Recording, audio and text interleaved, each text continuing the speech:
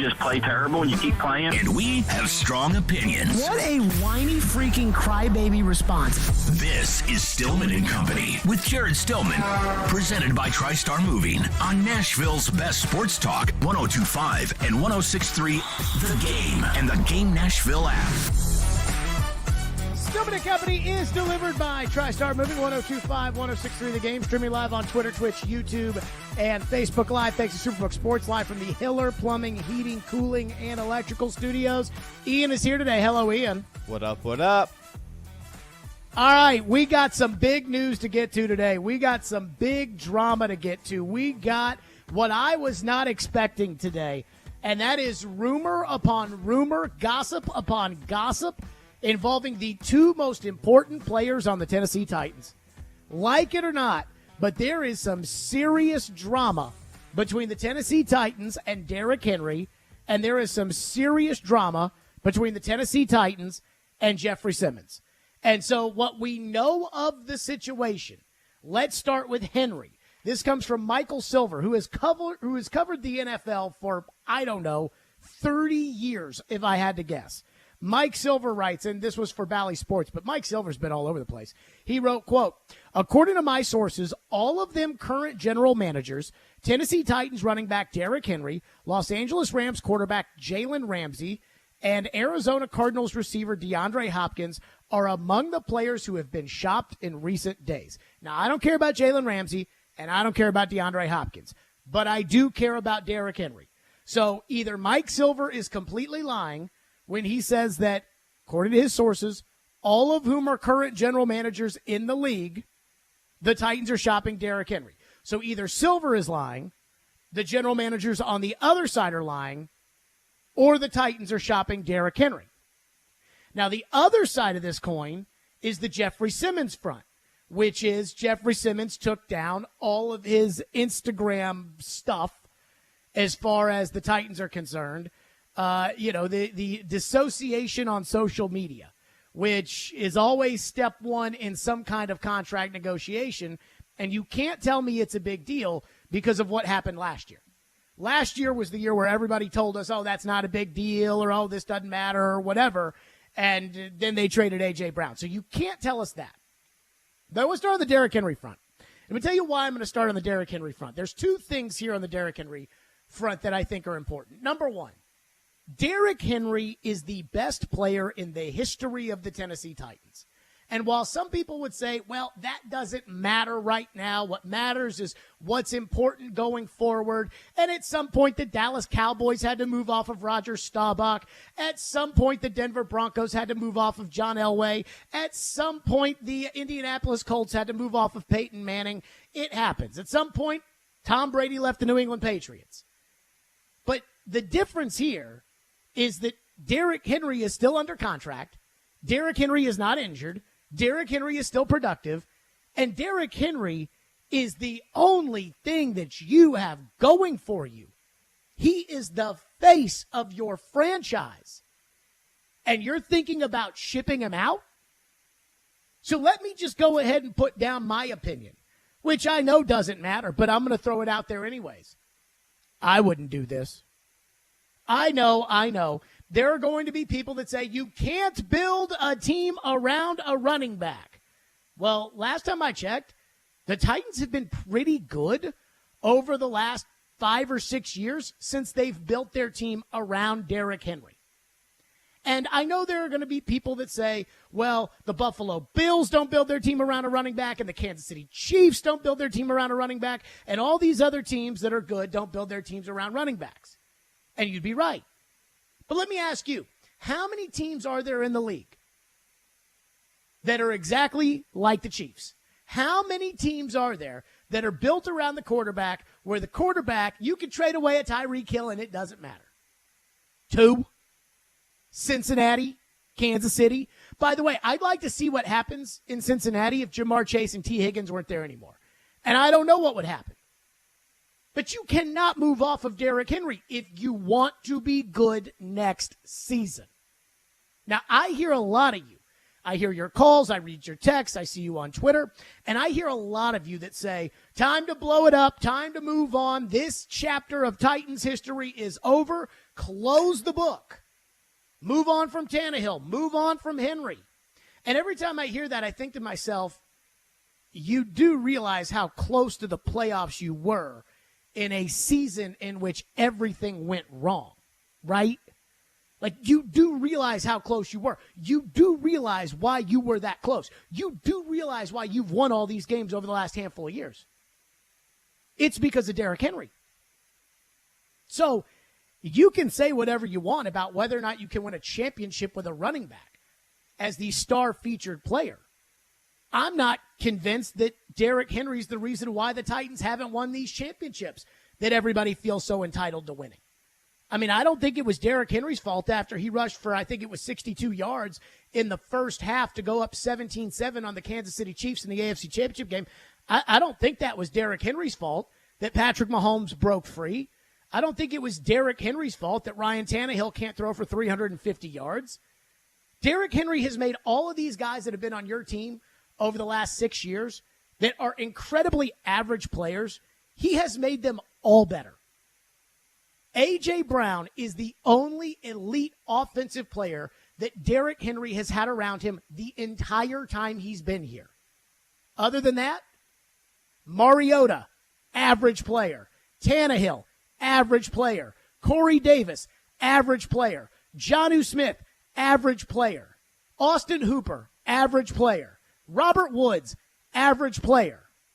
Khalif Raymond, Tajay Sharp, average players. Taylor Lewan, average player. Roger Saffold, average player. Nate Davis, average player. If you want to say, if we were really to say, okay, of all the offensive players the Titans have had over the last 6 years, if you were to say A.J. Brown is number 2 behind Derrick Henry, and I would agree, Jack Conklin's probably number 3.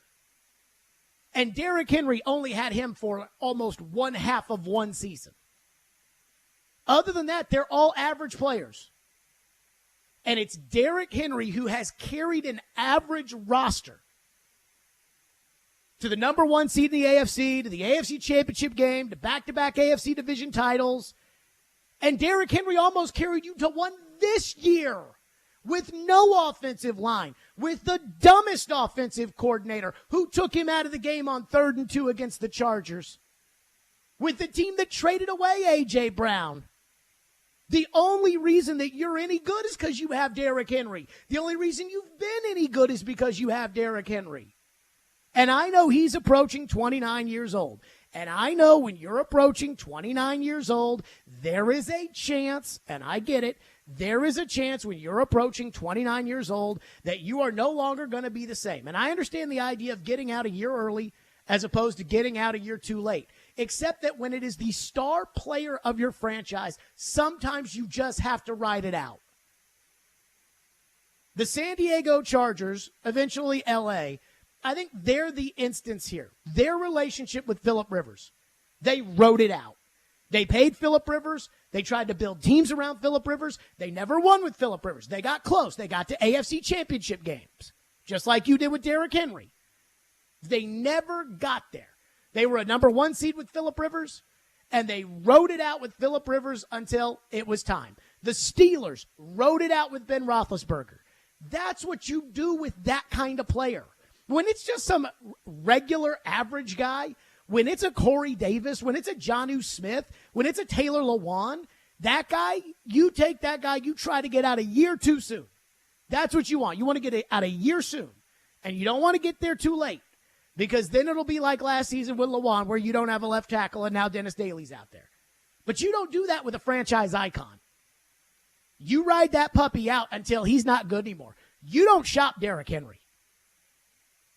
So I get it. I understand the idea of can't build a team around a running back. I understand the idea of Derrick's 29 years old. I understand all of that. But if you want to be good next season, you don't trade Derrick Henry. Now, last year, I was on the wrong side of the ledger when they traded A.J. Brown. And I said, I get it. You're getting a younger version of A.J. Brown. You're getting a healthier version of A.J. Brown. You're getting a guy who profiles a lot like A.J. Brown. You're getting all these things. And you're not paying the big money that you would have to pay to A.J. Brown, and you're not dealing with A.J. Brown's attitude anymore. Fine, do it, sold. And we saw how that turned out. Well, let me go ahead and put my foot on one side of this right now. If I ran the Titans, Derrick Henry being traded would not even be a discussion. So much so that this tiny little rumor from Mike Silver, once again, according to my sources, all of them current general managers, Tennessee Titans running back Derrick Henry is among the players who have been shopped in recent days. We would almost put out a retraction to that. We would have Rand Carthon or Mike Vrabel on the record with Jim Wyatt talking about building the team around Derrick Henry. Now, we learned last year that doesn't matter either because they did the same thing with A.J. Brown. But no, you do not trade Derrick Henry. If you want to be good next season, you do not trade Derrick Henry. Let's stop it right now. You do not trade him. You want to cut Robert Woods? You want to cut Bud Dupree? You want to cut Taylor Lewan? You want to cut big boy Randy Bullock? You want to do all of those things? Fine. You want to re-sign Nate Davis? You don't want to re-sign Nate Davis? I don't care. But if you want to be good next year, you do not trade Derrick Henry. And if you want to do this the right way, you don't try to get out of Derrick Henry a year too soon. You ride it out. It was hard watching the Steelers that last year with Ben. But they did it because you ride it out when he's your franchise icon. And Derrick Henry is your franchise icon. Again, you take Derrick Henry off this football team, you're terrible. And I know people will tell me about what happened when Derrick got hurt. Yeah, when you had A.J. Brown. Yeah, when you played a bunch of bad teams and you still lost to the Texans. Yeah, I remember that. 615-737-1025 is our phone number. 615-737-1025. You know, I saw this today, Titans shopping Derrick Henry. I thought, you got to be out of your freaking mind. And if you do trade Derrick Henry, the one thing, here is the thesis statement for today's show as far as this rumor with Derrick Henry is concerned. If you trade Derrick Henry, you are punting on winning next season, period. You're not interested in trying to win next year if you trade Derrick Henry. Now, why that may be, is it money? Is it new stadium related? I don't know. That's up to you. But if you want to win next year, and I do want to win next year, I think you can win next year, you do not trade Derrick Henry. 615-737-1025 is our phone number. Stillman and Company, the Jeffrey Simmons front. What do we make of that? We'll discuss as well, and your phones, but we got some talking to do on the big news of the day. Again, Titans shopping Derrick Henry.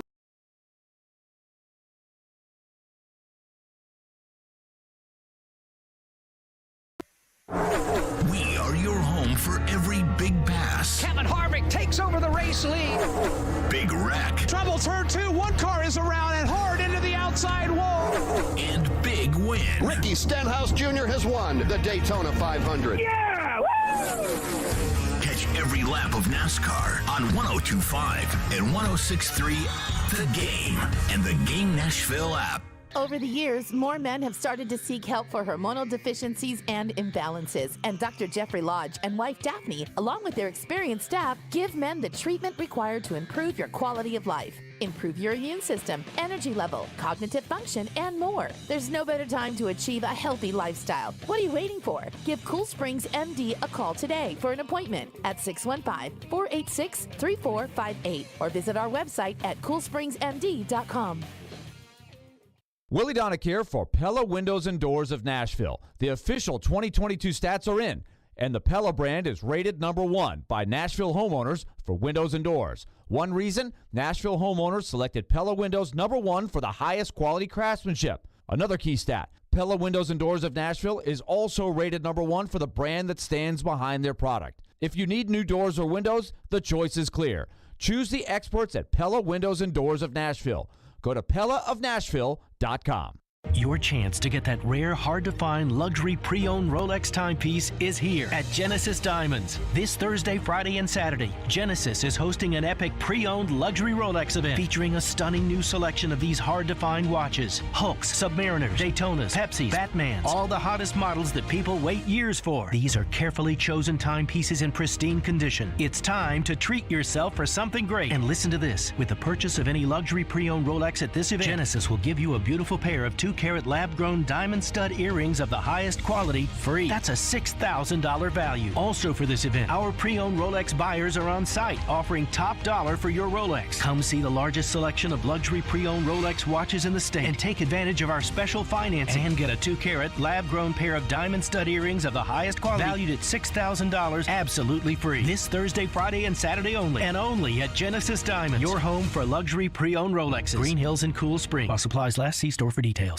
What if you could be credit card debt-free in 10 days and save as much as $1,000 a month? Loan Pronto's all-new Express Equity Line of Credit program is just what you need. Hey, Willie Donick here. You don't have to do a full home refi. You can tap a small portion of the equity you have and enjoy a super low monthly payment. With Loan Pronto's Express Equity Credit Line, you can close in 7 to 10 days. And a $50,000 loan would only cost you around $400 a month. Use that money to pay off high-interest credit cards or do a home improvement. You can access up to 90% of your home's equity, and 9 out of 10 homeowners won't even need an appraisal. Even if you did a total refi recently or just bought your home, you can tap the equity with this fast, easy program. Stop the madness and say no to 24% interest fees. Call Loan Pronto today. 615-499-5780. That's 615-499-5780 or go to loanpronto.com. Equal housing lender, NMLS 166-1781, subject to lender approval. Want to see our smiling faces? You can watch us on Twitch, Twitter, YouTube, and Facebook Live. We are good to go. Presented by Superbook Sports, voted #1 sportsbook in Vegas. Strong opinions and a strong personality on your drive home. This is Stillman and Company, presented by TriStar Moving on 102.5 and 106.3 The Game and the Game Nashville app. This is going to get blown out of proportion. Go ahead. But it is what it is. Because I will. But you talk about you might have 3 more weeks. I mean they might want to get me out of here. You just never know. Anything can happen. I'm 29. I'm up in age. What happened with this year, and they might want to go young. You just never know. They might. I would be. I would be. I'm not saying I want to leave. I love Tennessee, and I hope to be here the rest of my career. I want to bring Super Bowl here, but it's a reality thing. It's just the business side of it. You just you just never know. In my age, being 29 in the league and a running back, that's considered that's old. There you go. That was Derrick Henry on Bussin' with the Boys. And he's telling you right there, hey, I know I'm old. Hey, look, man, business, the way this works, I might be out of here. And according to Michael Silver of Bally Sports, and again, Mike Silver's been covering the league for Sports Illustrated and NFL Network for years and years and years. According to my sources, all of them current general managers.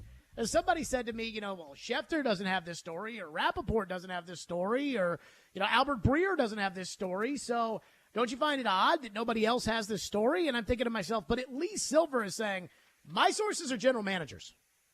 My sources are the guys that are having those talks, that the Titans are shopping Derrick Henry. That scares me, and it should scare you too. Again, I want to win next season. I don't want to sit there and say, well, they'll pick 11th this year, so let's just pick a player there. And I don't want to do what the Steelers did last year, which is the Steelers knew that they weren't trying to win last season. They tried to win every game they played, but the Steelers knew Kenny Pickett was ultimately going to be their quarterback. And once Kenny Pickett was the quarterback, they were probably going to have a losing season, minor step backward, and then try to continue on with the Steeler way, which I'm fine in certain instances. In certain scenarios where your team is at a certain point, I'm okay with that. But right now, where you've got a team that is competitive in every game you play, for the most part, where your team lost to the 2 teams that played in the AFC title game by a combined 7 points, I'm not ready to end the Derrick Henry era. And I'm trying to figure out if these reports are true, that the Titans are shopping Derrick Henry. I'm trying to figure out why. Why are you ready to close the chapter on this? Why are you ready to just say, okay, You know, we got to an AFC Championship game. That's as far as we're going to get. Why are you willing to do that? You were 2 minutes and 50 seconds away from going to the playoffs last year. Now, I go back to that Jacksonville game, and it was a 3rd and 6 where Josh Dobbs fumbled the ball that was returned for the touchdown. And I remember watching it thinking, the way the defense was playing against Trevor Lawrence, do you give it to Henry and make Jacksonville burn a timeout?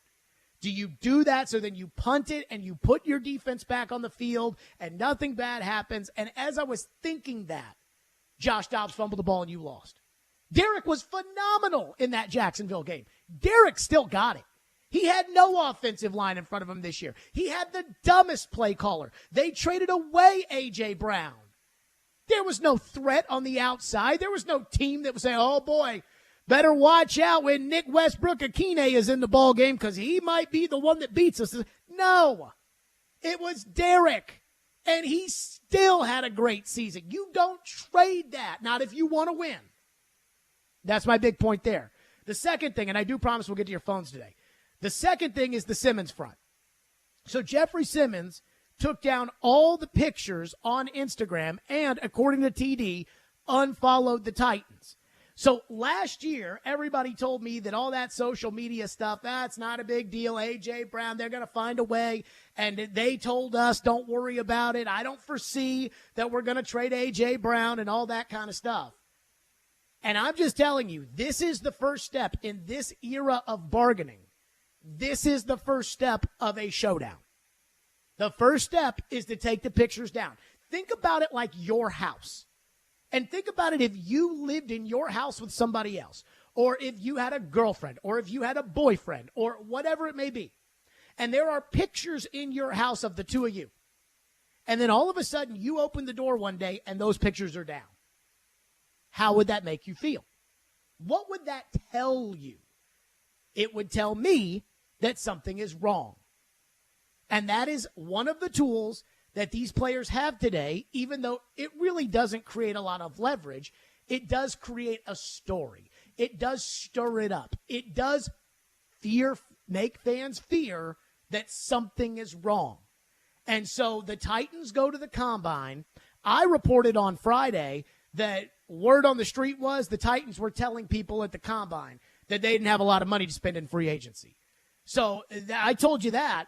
Now all of a sudden the Combine's over. Jeffrey Simmons is mad at the team and has unfollowed them, and Derrick Henry's on the trade block.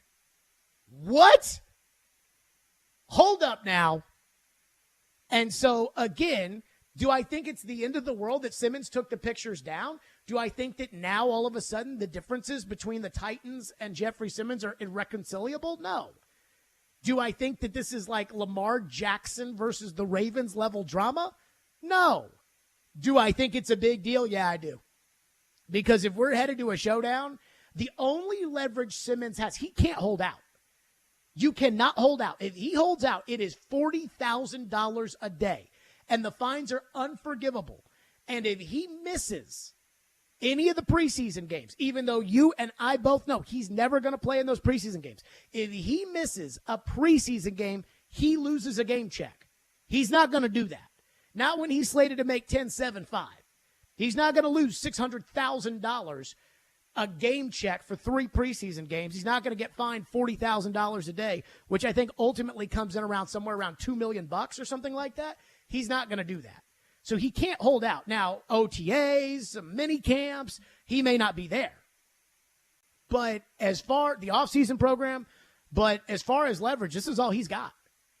They do not let you hold out anymore. Now, he might hold in, but he'll still play. And that's all I care about is that he's there for week 1. But do I think we're headed to a showdown? I think that's what Jeffrey Simmons did last night. I think that is the step he took. Just like when AJ took the word Tennessee out of his bio on his Twitter. And we said, what's that mean? Oh, it doesn't mean anything. Really? Because last time I checked, that was AJ who's in Philadelphia and not on the Titans. 615-737-1025. Our phone lines are driven by WilsonCountyHyundai.com. Michael is going to kick us off today on Derrick Henry. Thank you for calling. What's up, Michael? Hey, thanks for taking my call. when I saw that news, I really did get a little bit depressed today, and I'm not going to believe it until I see Derrick Henry not in a Titans uniform in September. But if it were to happen, what do they realistically expect to get back for Derrick Henry? Like we've all said, he's closing in on 30. His best years are probably behind him. I still think he's still the best running back in the league personally, but what do other teams think that they'll realistically be able to get him for? Like a second-round pick, a third-round pick? There's no way you're getting more than maybe 1 or 2 picks in a low-end player for him. So what do the Titans think that they can even get for him? And because that's not going to be able to match his production and what he means to the team. So I appreciate your call, and I do want to go down that path as to what I think the Titans could get. But I don't think this is, to be honest with you, I'm not convinced this is about the return. That if they were to trade Derrick Henry, which, again, Mike Silver is reporting that they were shopping him at the Combine. If they are to trade Derrick Henry, I don't think it's about the return. I think it's about the money. That's ultimately what I think this is about. And this is where, as a fan, I'm going to tell you something. I understood the A.J. Brown thing, and you know I don't believe in the salary cap, and I didn't believe in it then. But I understood the A.J. Brown thing. But now if you don't want to spend the money on Derrick Henry, and you didn't want to spend the money on A.J. Brown, and you don't want to spend the money on Jeffrey Simmons, and you're telling people at the Combine you're not going to be spending money in free agency, holy crap. What are you trying to do? And that's the depressing part. That's the scary part. So we're supposed to pay for this brand new stadium for you to not pay Derrick Henry, not pay Jeffrey Simmons, not pay A.J. Brown, not pay. You see what I'm saying? So that's something I'm keeping an eye on. Because when you ask what you think the return would be, I'm going to tell you, I don't think that these rumors are about the return. 615-737-1025. We got more of your phones. 615-737-1025. Plus, what the return for Derrick Henry actually would be. Because I do have an idea. We'll get to that next. Stillman & Company, 1025, 1063 The Game. This is Colton Sissons, and this is Smashville. Feeds now Sissons coming on from the left circle, and Colton Sissons puts it in the net. This is the flagship of the Nashville Predators radio network. ESPN 1025, The Game.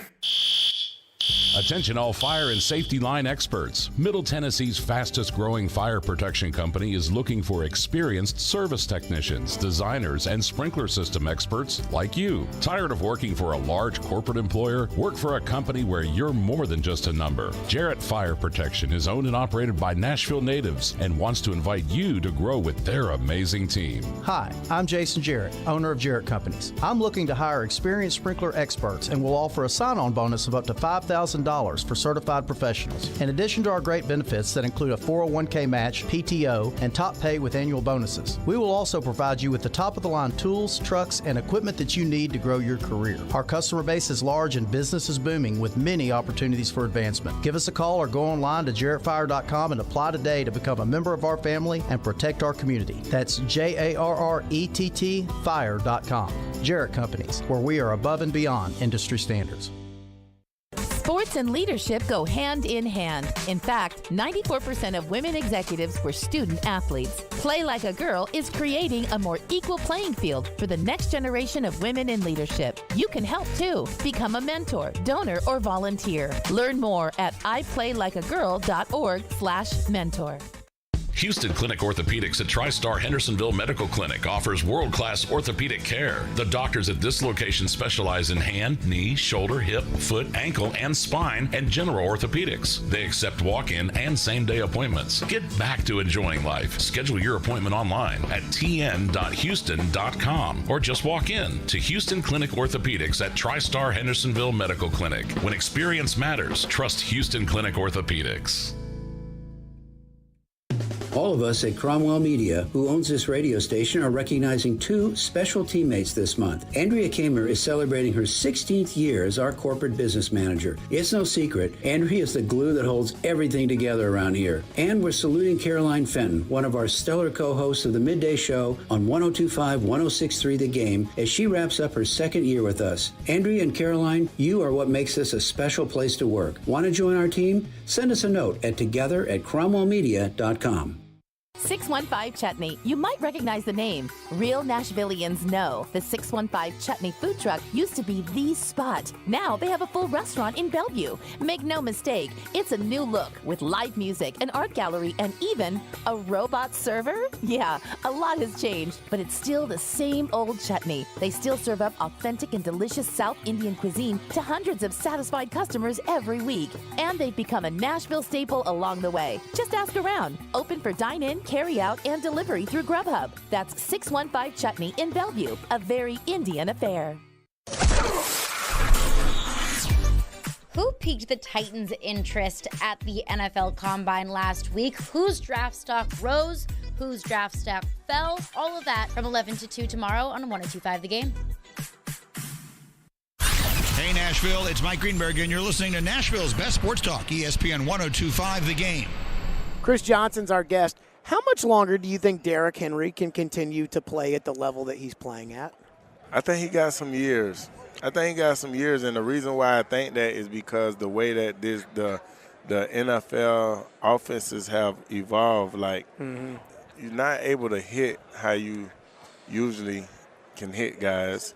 And I just feel like it's really going to be up to the team, the head coach, the offense coordinators, and just see how they want to work it. He's done so much in this league already.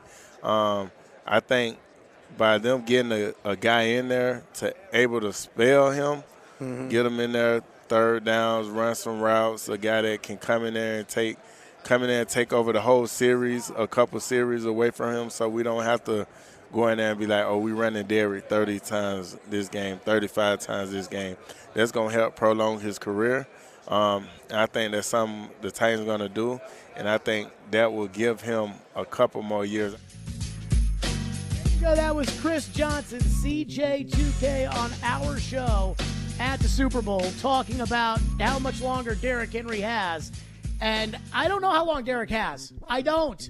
But I'm not willing to give up right now. And again, the report is Mike Silver, who's covered the NFL for forever, saying that general managers around the league are telling him the Titans are shopping Derrick Henry.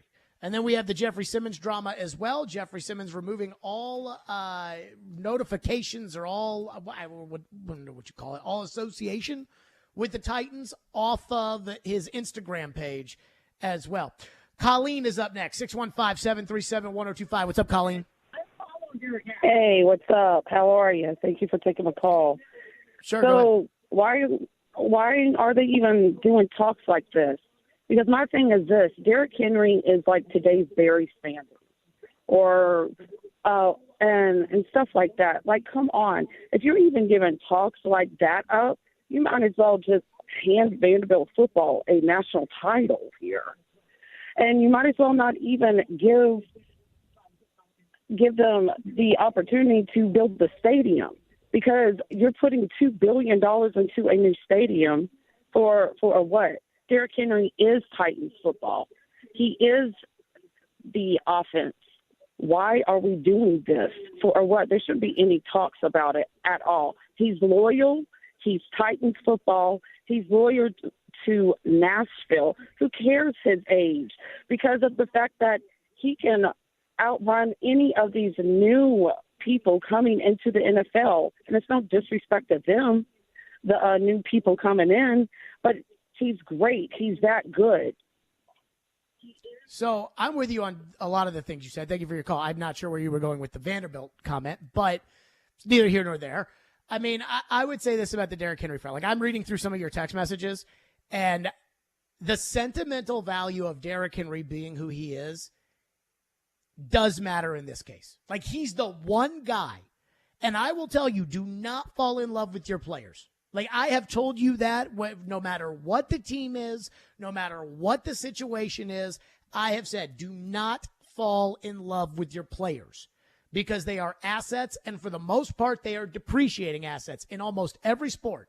They get older, they get hurt, they become more expensive, and Derek's no different because Derek's broken the foot. Derek's going to be 29 years old this year. Derek makes, $12.5 million a year, I think, in real money, but I think because they moved some things around when Harold Landry tore his knee, his cap number, which you all seem to care about, that I don't care about, that seems to continue to go up, all of those things. And the reason I say this is Derrick Henry is a franchise icon. And the Titans, quite frankly, haven't had many of those. When it comes to the Ring of Honor, and the Titans put Floyd and Jeff Fisher and Bum Phillips in there a couple of years ago, last year. But when it comes to the Ring of Honor, Steve McNair's in there, Eddie George is in there, Frank Wycheck is in there. But they haven't put any other Titans-era players in there. They haven't put in Chris Johnson. They haven't put in Jarrell Casey. They haven't put in anybody else. And the truth is, outside of the Steve McNair and Eddie George era, there's been a lot of bad Titan football. And over the last 7 years or however long it's been, I think this is going to be year 8 for Derek, so 7 years, the Titans have been pretty good. They've been pretty good. And the reason that they're not good right now, in my opinion, is complete and total self-sabotage. Show up to training camp without a left guard or a right tackle. Ridiculous. Trade A.J. Brown. Fire the general manager the week of the Jacksonville game. It's all self-sabotage. Make Malik Willis the backup quarterback, and then Malik Willis has to go in there and play. It's ridiculous. And so that's the one thing I say. If you do this, it feels like a self-sabotage move to me. It feels like you're adding to the bad mistakes that have hurt you. Texter says, I got to be honest. If Derrick Henry and Jeffrey Simmons are both gone next year, I'm going to have a hard time watching the Titans next season. It makes me feel hopeless. So on the Simmons front, now, again, I was kind of like on the Titan side when it came to Simmons takes down all of his pictures on Instagram with the Titans. And I'm like, okay, because I have a pretty good idea of what's going on here. My gut tells me with Simmons, Aaron Donald makes $30 million a year. DeForest Buckner makes $21.5 million. Chris Jones makes $20 million. Well, that's a pretty big gap. So where does Jeffrey Simmons fall in on that? But the Titans picked up the fifth-year option, so he's scheduled to make $10.75 million this upcoming season. The Titans can tag him at 18 plus next year, and then tag him again, which would be 120% of the 18 plus, which I think comes out to like 22.4 or something like that. Over the next 3 seasons, with the tags, Simmons is scheduled to make an average of 17 point something million. So let's round up. Let's say 18 million over the next 3 years. Well, I'm sure the Titans are looking at a new deal with Simmons, saying, okay, we want to pay you more closer to Chris Jones and DeForest Buckner than Aaron Donald, which I think is fair because as much as we like Simmons, I don't think Simmons is one of the greatest defensive players in the history of the NFL, which Aaron Donald is. They're probably saying, okay, we'd like to pay you 22. And he's saying, whoa. The going rate is 30. I'm the next guy. I want 28. I'm not Aaron Donald, but I want. So I could see that being an issue. But then when you couple that with the fact that, I'm hearing that at the Combine, the Titans are telling people, hey, we don't have any money. And then you hear that they're shopping Derrick Henry. I'm like, hold up now. Whoa. What are we getting ourselves into here? Like, can we not pay the bills? Is that what's going on here? So on the Simmons front, if it was just about Simmons, if it was just about Jeffrey Simmons, if that was it, then I would say, okay, I understand where the Titans are in the negotiation. And I understand where Simmons is in the negotiation. And I understand why Simmons would be upset, and I understand why Simmons would be frustrated. But then when you add Derrick Henry to it, I'm like, okay, maybe this is a cash flow issue here. Maybe this is we're putting all our money into the stadium, so this is why we can't have a good team next season. I mean, maybe that is part of the equation. There is another team that's building a stadium right now, the Chicago Bears. They have bought a racetrack that's out in the suburbs of Chicago. They're moving out of Soldier Field. And so they've built they're going to build their own kind of entertainment district where they just rake in money all the time out in the suburbs of Chicago. Guess who had the lowest salary in the league last year? The Bears. So, again, I'm not accusing the Titans of that. I am telling you, though, that, you're not going to pay Jeffrey Simmons and you're going to try to get rid of Derrick Henry. I mean, why would you try to do that? LD from McMinnville texts into the text line, says, that is loser talk from Titans fans. You have to move on at some point so you can get what you can now on Derrick Henry's worth. I disagree. In fact, that goes back to what would you get in return for Derrick Henry? Do you think you would get the Christian McCaffrey package, which was, when you add up all the picks on the trade chart, I think it was like a second, a third, a fourth, and a sixth, or something like that. When you add in the value, it equaled, because I did this when it happened, it equaled like the 30th pick in the draft. So you're basically saying San Francisco, who didn't have a first-round pick, you're taking that and you're saying, okay, this is what it would take for this to equal a first-round pick. And that's what they gave up for Christian McCaffrey. I don't think anybody's giving up a first-round pick for Derrick Henry. In fact, I don't think anybody values Derrick Henry to their football team as much as you value Derrick Henry to your football team. So when we look at Derrick and we know how good he is and how he's still carrying the team, and we still hear the things like, you can't win with a running back, or, oh, he's had all those carries over the years, or, oh, man, this team, they're not going in the right direction. We hear all those things, but we know that they win because of Derrick Henry. So we know the second Derrick Henry's gone, they're going to be terrible. I think we all know that. I don't think the Washington Commanders look at their team and say, if we add Derrick Henry to this, now all of a sudden we're a legit threat. And Derrick does come with a $12.5 million salary, I assume. So if it's $12.5 million, now you can screw around with the cap. You can screw around with that all you want, but it's still $12.5 million for a running back. And the Dallas Cowboys are paying Tony Pollard $10 million.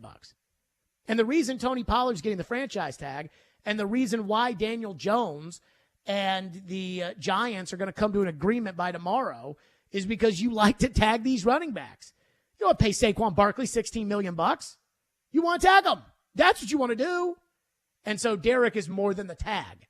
So I think that, quite frankly, it'd be hard to get anything real of value in exchange for Derrick Henry.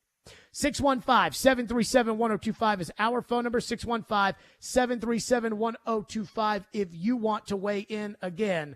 The report is the Titans were shopping Derrick, and this isn't some Joe Schmo, though I'm not a huge Mike Silver fan, especially after he called Floyd a racist. I'm not a huge Mike Silver guy, but he has been around for forever. He's not some Joe Schmo at some .com we've never heard of.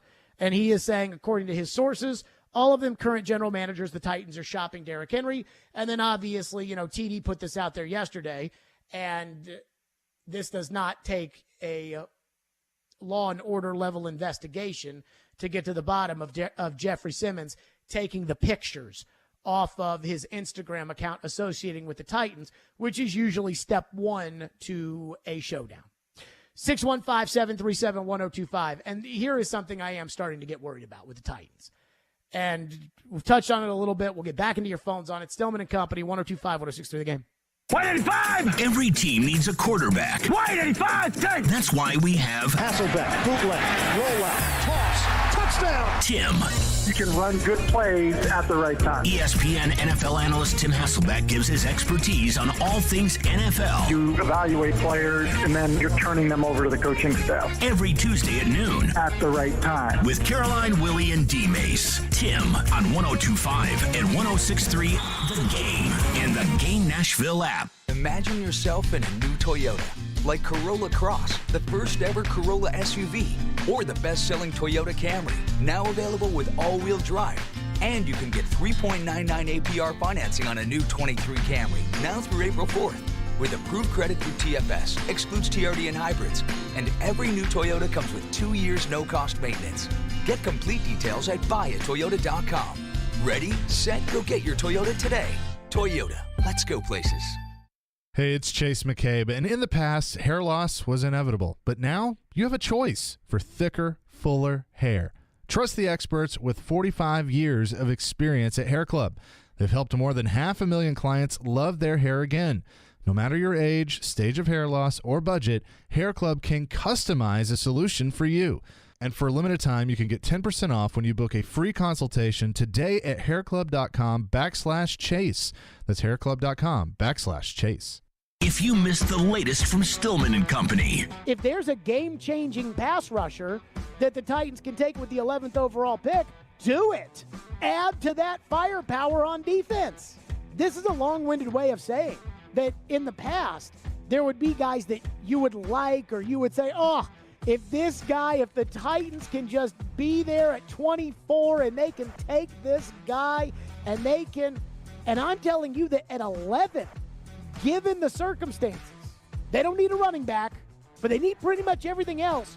Given the circumstances at 11, the Titans should be able to pick a day one starter at a position of need unless they choose to take a quarterback and sit the quarterback behind Tannehill. And that's a good spot to be in. Stillman and Company, weekdays from 2 to 6 on 102.5 and 106.3 The Game and the Game Nashville app.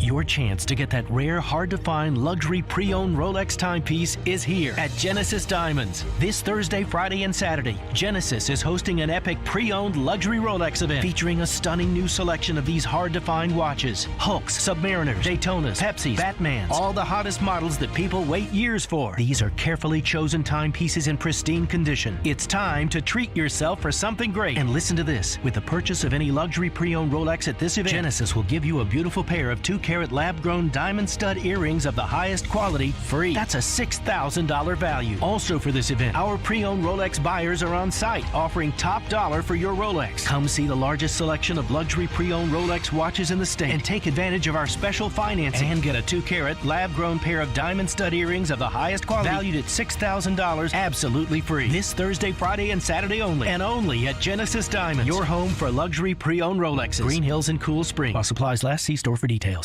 One is smart. This has just been a constant trend for this team. One is funny. That's right. Funny looking, maybe. Chase and Michelle with Chase McCabe and Michelle Knezovic. Are you listening? I'm listening. Everybody's listening. Weekdays from 9 to 11. Presented by Hair Club. Hair Club. Love your hair. Live your life. On 102.5 and 106.3 The Game and the Game Nashville app. You're listening to Stillman and Company, presented by TriStar Moving on 102.5 and 106.3 The Game and the Game Nashville app. You know, one thing I'll tell you guys, and you know, the agents that I have spoken to, we won't negotiate publicly. That's not what we're going to do. We're a family, and we're going to keep family business in house. And when that time comes for us to make a public announcement, one way or the other, we'll do that. There you go. That was Rand Carthon last week at the Combine, spoken like a true rookie general manager. You know, we're not going to negotiate publicly. We're not going to talk about contracts. We're not going to do any of that, because you do realize that everybody else that you're working with is going to go talk to somebody. And that's what is happening here. And like I said, I heard from people at the Combine, and I said this on Friday. I heard the Titans are telling people we don't have the money to be big players in free agency. That's what was being told. And then all of a sudden, when Jeffrey Simmons yesterday took down the pictures of him as a Titan, which is the first step in a showdown over a contract in this day and age, when that happened, I thought, oh boy, maybe that sentiment from the Combine, maybe what I heard was also relayed to Simmons, though we don't have the money. Then Mike Silver reports that the Titans are shopping Derrick Henry. So if there was anything that was going to line up with a we don't have the money, it's that right there. And that's where I go into the Simmons thing. And I think to myself, okay, if the Titans were to work out a deal with Jeffrey Simmons, like let's say that they give him a 5-year deal. I don't think they're going to give him a 4-year deal because they can tag him, and that would be 3 years. So what's the point of the extra year? So you'd probably have to give me a 5-year deal. But if this is going to be a 5-year deal, and let's say it averages $22.5 million or somewhere around there. Now, he's probably going to want a little bit more than that, but I think ultimately that's probably what he's going to end up with. You know, a $112 million contract. Let's guarantee $70 million of it, or $67.5. Well, the Titans have to write that day a $67 million check, and they send it to the NFL, and they put it in escrow. And so right then, right there, the Titans have to write that check that day. Well, what if all your money's going to the stadium and you don't have the money to write that check? And I am worried about that. I mean, right now, if you were to look at the cash that the Titans have committed to next year after the pending release of Bud Dupree, the Titans are fourth from the bottom. Chicago, Atlanta, the Giants, and you. And the Giants are probably going to spend, in my opinion, probably $50 million in cash over the next 24 hours. Because I think they're going to sign Daniel Jones to a contract, and I think they're going to tag Saquon Barkley. So that's going to certainly put the Giants ahead of you. Well, what happened to all the money? You're telling people, well, you can't spend money in free agency. You're making Jeffrey Simmons mad. You're shopping Derrick Henry, reportedly. Where's the money? And that does worry me. I've never thought the Titans were a poor franchise. I used to always laugh at the Browns or the Raiders, and I still don't know how the Browns are going to pay their two receivers and their quarterback. But, man, I mean, the Titans spent $217 million on players last year going into the season, according to Spotrac. And right now, I think they're at like $136 million for next year. Where'd the money go? Josh has fired off some fire texts into the text line. Says the argument that the Titans are a cheap organization is starting to get stronger and stronger, and saying that trading Derrick Henry is a rebuild move if that's what they do. Mike Vrabel is not going to survive a rebuild, nor will the fan base. I'm not ready to call the Titans cheap yet. So I think that's a very tough accusation.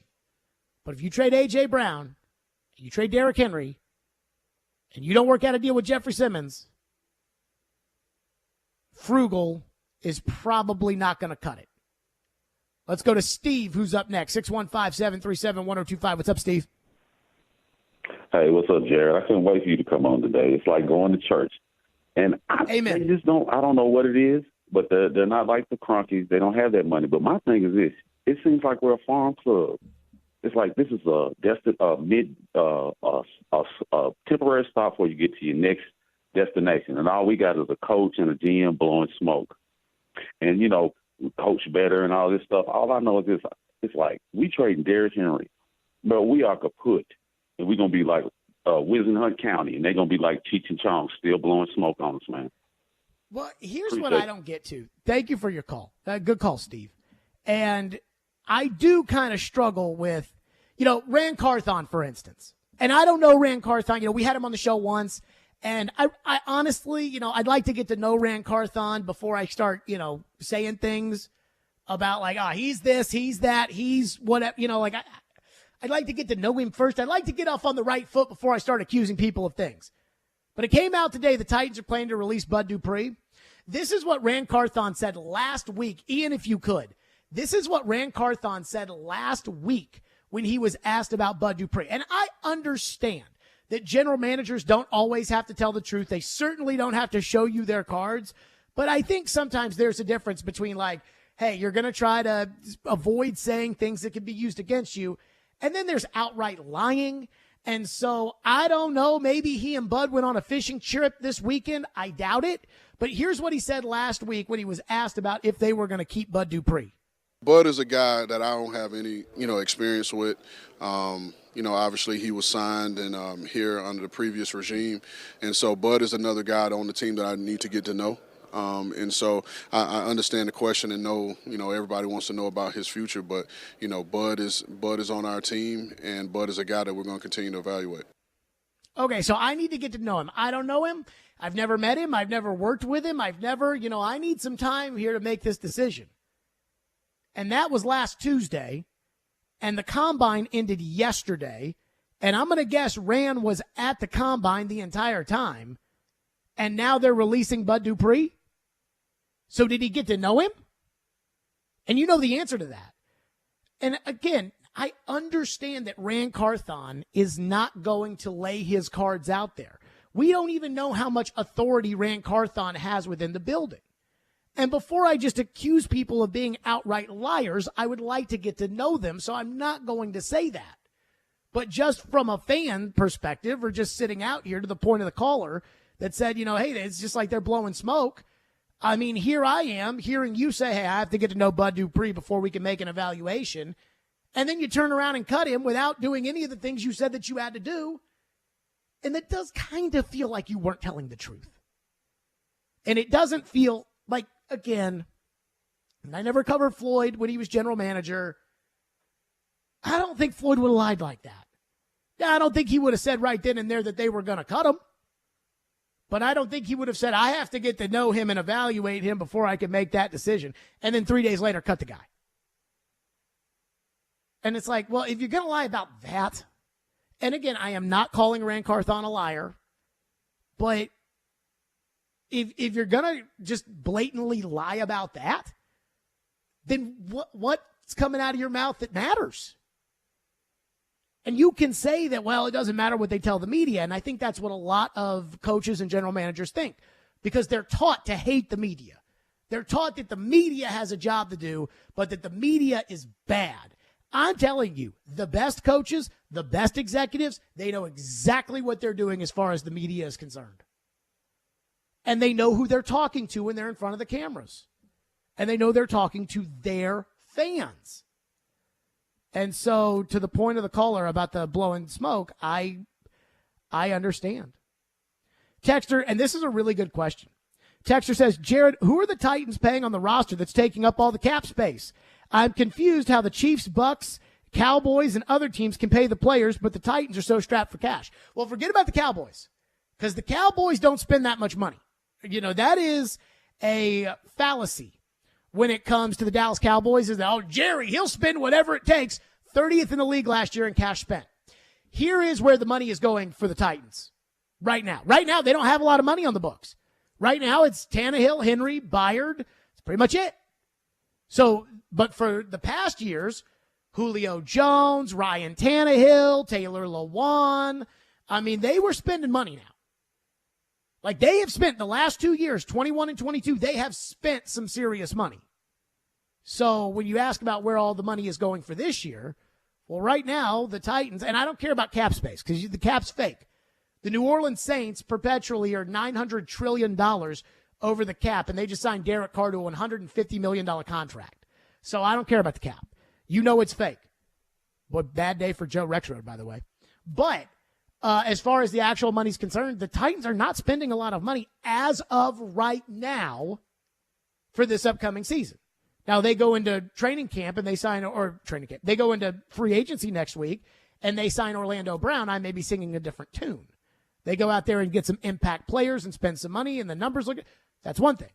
But where they are right now, it's Henry, Tannehill, and Byard. Monty Hooker's making some money. Harold Landry's making some money. That's pretty much it.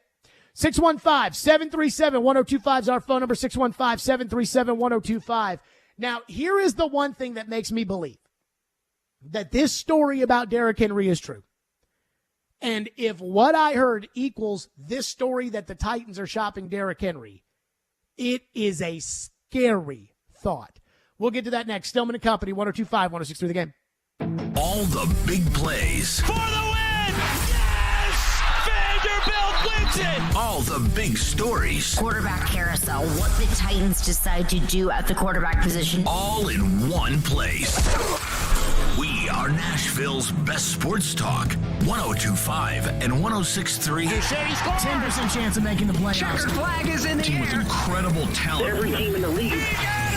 The Game and the Game Nashville app. ElectronicExpress.com. We make it happen. Bob's Steak and Chop House in the Omni Nashville Hotel. Hi, this is Chef Mark again from Bob's Steak and Chop House at the Omni Nashville Hotel. Looking for the next place to hold a business dinner or just a private room for you and your guests to enjoy? Then look no further than Bob's. We believe in top quality food and service without all the distractions. So join us and experience why we've been voted Diner's Choice on Open Table for 6 years running. Attending an event downtown? Dine at Bob's Steak and Chop House in the Omni Nashville Hotel. If you missed the latest from Robbie and Rexrode. Welcome in Predators General Manager David Poyle. The Tampa Bay offer, in my opinion, in terms of where we are this year and what our future plans are, in terms of setting up our draft and our accumulating assets, we couldn't turn that trade trade down. So sorry that we lost Tanner, but it's just like Niederreiter trading for a second pick.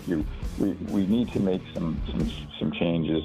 We've been doing this. I've been talking to you guys every week on the show, and you always ask me about the trade deadline, and I've been a little hesitant, but it just has got to get to the point where I know it's going to tear down the team, but we need to get some really good assets. So where I believe we are right now in terms of our future is we've now in a position for the next 3 years that we've got multiple picks in each year's draft. So I think that bodes well for drafting. And again, that's currency. I mean, if we get one of Tampa Bay's draft picks and they want it, some other team, we have to include that in the deal. Well, that's currency that we have.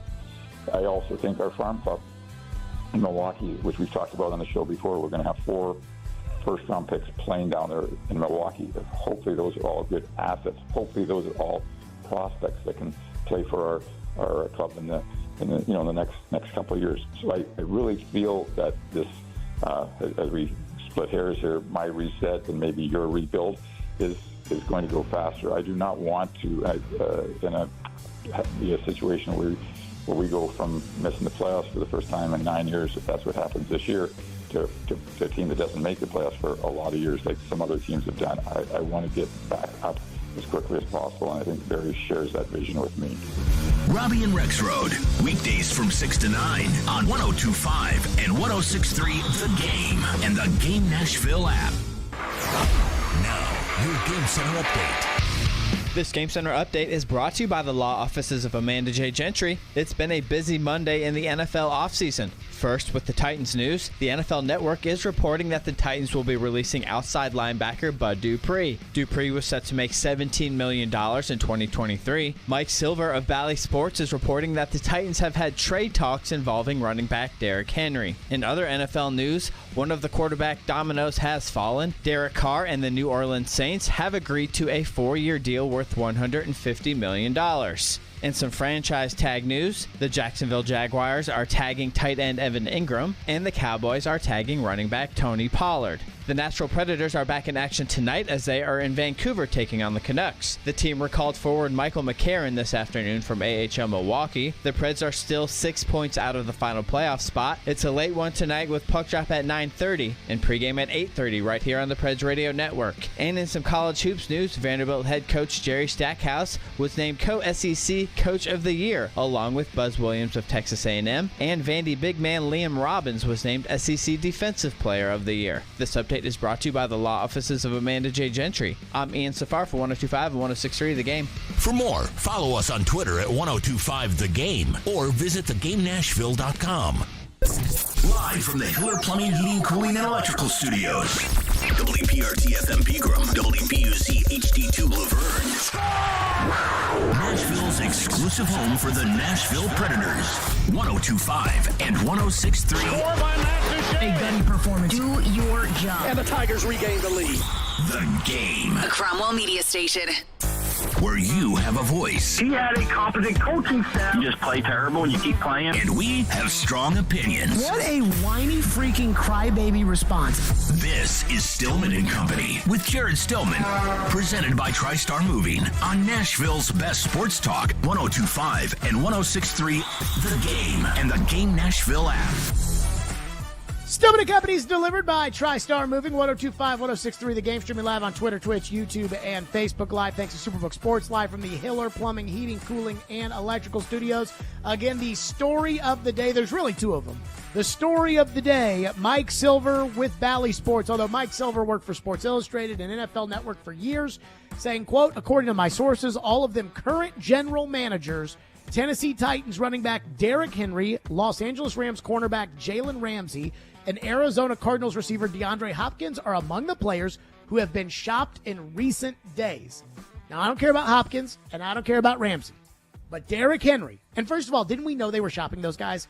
Derrick Henry, according to Mike Silver, is on the block. The second is Jeffrey Simmons took down all of his Titan stuff off of his social media, which, as we learned last year with A.J. Brown, might mean a lot. So we'll be keeping our eyes on that. So the news comes out the Titans are shopping Derrick Henry. Now, it's one thing for some guy on TV to sit there and say, I think the Titans should trade Derrick Henry. Or, man, the Titans have a lot of money that's wrapped up in Derrick Henry. That's one thing. A lot of people can say that. A lot of people have opinions. A lot of people think Derek Carr's a good quarterback. You just do whatever you want. But then it's another thing when it is being reported, according to other general managers in the league, according to Mike Silver, that the Titans are actually actively shopping Derrick Henry. And I listened to a lot of what was said last week at the Combine. I listened to Mike Vrabel's press conference. I listened to Tim Kelly's press conference. I listened to Rand Carthon's press conference for the entire media faction at the Combine. I listened to Rand Carthon's press conference with the local media at the Combine. I listened to Rand Carthon on Sirius XM radio. I listened to Rand Carthon on NBC Sports Peacock streaming something or another with Michael Smith. I listened to all of that. I listened to their sit downs with Mike Keith. I listened to all of it because I don't want to miss anything. And so there's a lot of things that are said that just kind of one ear out the other. And then all of a sudden, when more information comes up, I hear it and I go, oh. So this was a question Ben Arthur, who now works for Fox Sports, Ben Arthur asked Rand Carthon at the Combine last week, and it was about having multiple running backs behind Derrick Henry. Rand, with running backs, there's kind of a trend of, having multiple guys that can kind of carry the load, and obviously it's Derrick's team in terms of being the running back, but do you envision having maybe more stronger depth at that position where you could have like a 1-2-1-2-3 punch? So I didn't know where you were going with. I'm sensitive when we talk about running backs, being a former running back. I didn't know where you were going there. No, I mean, that's a position that you want to continue to, grow at.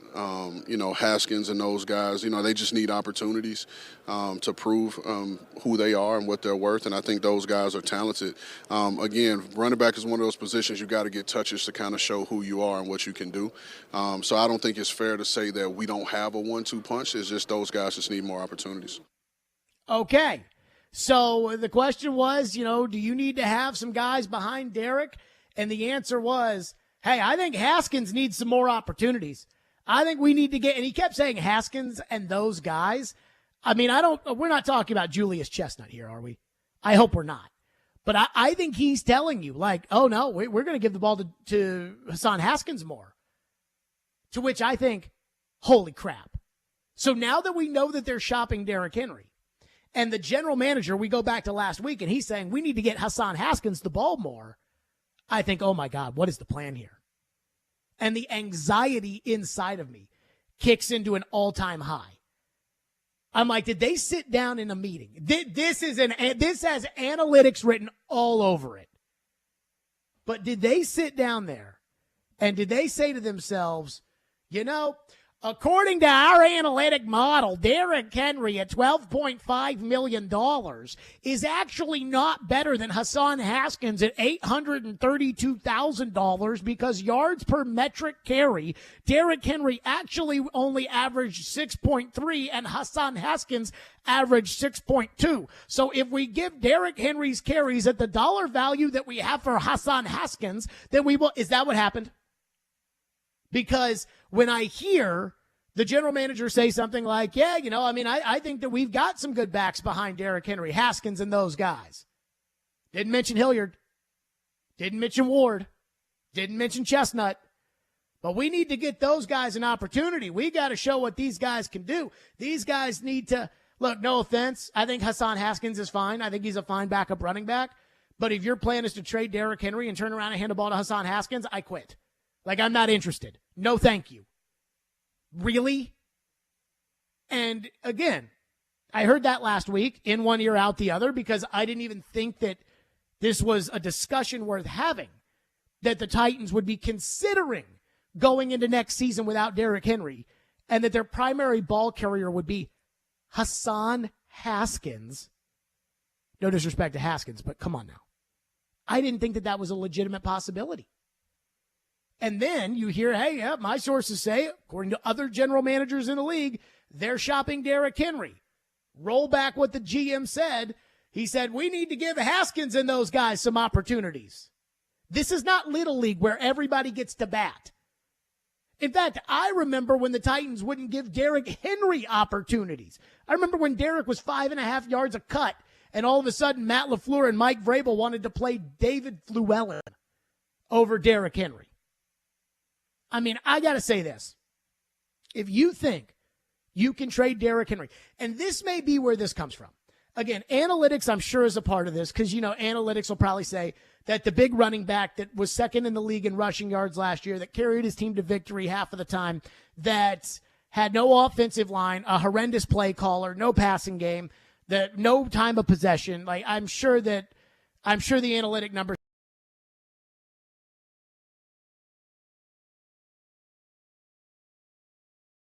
and why the Titans are any good is because they have Derrick Henry at running back. But I'm going to guess the other part of this is they're going to go back to what happened in 2021 when Derrick Henry got hurt. And everybody said, oh, the Titans are done. Oh, throw in the towel. Oh, that's it. And I sat there and I said that day, I had somebody text me that day and said, oh, I bet you're doom and gloom now.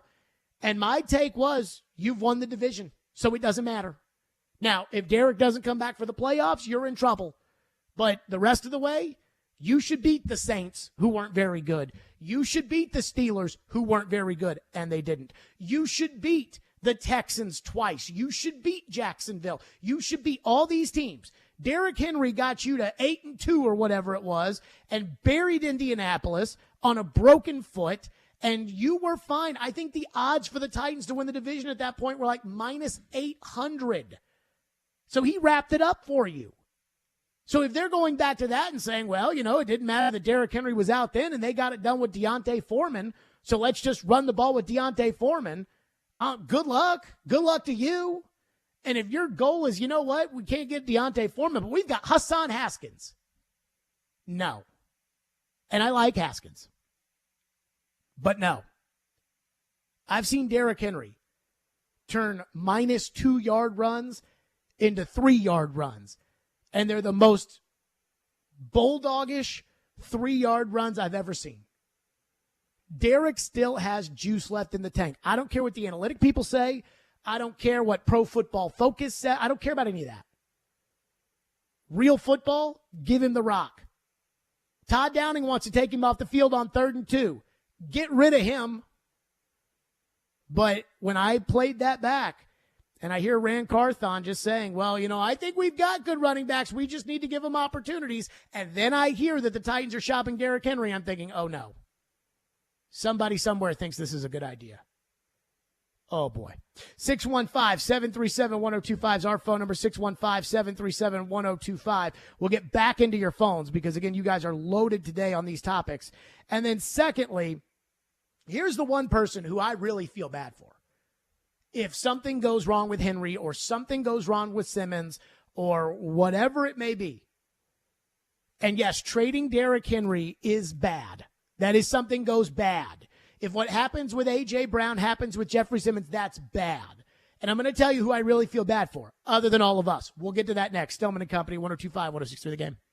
Want the latest on college football and Nashville sports? They can be a fully formed model of what they're going to be offensively moving forward. Join Outkick 360's Chad Withrow every Friday at 5 with Stillman and Company. You don't know what's going to happen with the roster or the team. He'll bring opinions and charisma for a full half hour every week. This is a good lesson about sports and what we think and what actually happens. Chad Withrow on 102.5 and 106.3 The Game and the Game Nashville app. Your chance to get that rare, hard-to-find luxury pre-owned Rolex timepiece is here at Genesis Diamonds. This Thursday, Friday, and Saturday, Genesis is hosting an epic pre-owned luxury Rolex event featuring a stunning new selection of these hard-to-find watches. Hulks, Submariners, Daytonas, Pepsis, Batmans, all the hottest models that people wait years for. These are carefully chosen timepieces in pristine condition. It's time to treat yourself for something great. And listen to this. With the purchase of any luxury pre-owned Rolex at this event, Genesis will give you a beautiful pair of 2-carat lab-grown diamond stud earrings of the highest quality free. That's a $6,000 value. Also for this event, our pre-owned Rolex buyers are on site offering top dollar for your Rolex. Come see the largest selection of luxury pre-owned Rolex watches in the state and take advantage of our special financing and get a 2-carat lab-grown pair of diamond stud earrings of the highest quality valued at $6,000 absolutely free. This Thursday, Friday, and Saturday only, and only at Genesis Diamonds, your home for luxury pre-owned Rolexes. Green Hills and Cool Spring. While supplies last, see store for details.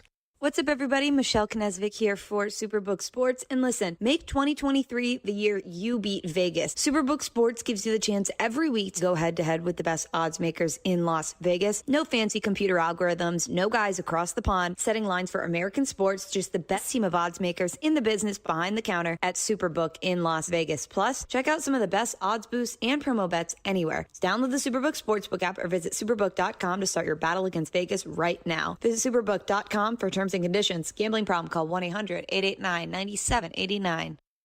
The team at Mercedes-Benz of Music City have done it again. Here's Edwin Vickery to explain. 4-time recipient of Best of the Best. Less than 10% of the dealers in the country receive this award. How did you do it? We say culture eats strategy for lunch, because we can strategize all we want, but unless you have the right culture and chemistry in the dealership, it will not work. Live the dream at Mercedes-Benz of Music City, mbofmc.com. Anyone want to tell me what happened? Did you miss any of today's show? It's okay. It's fine. Don't worry. Subscribe to the Stillman and Company podcast on Apple, Spotify, and other podcast platforms, or by going to theGameNashville.com. All right, I'll give it a shot. Strong opinions and a strong personality on your drive home.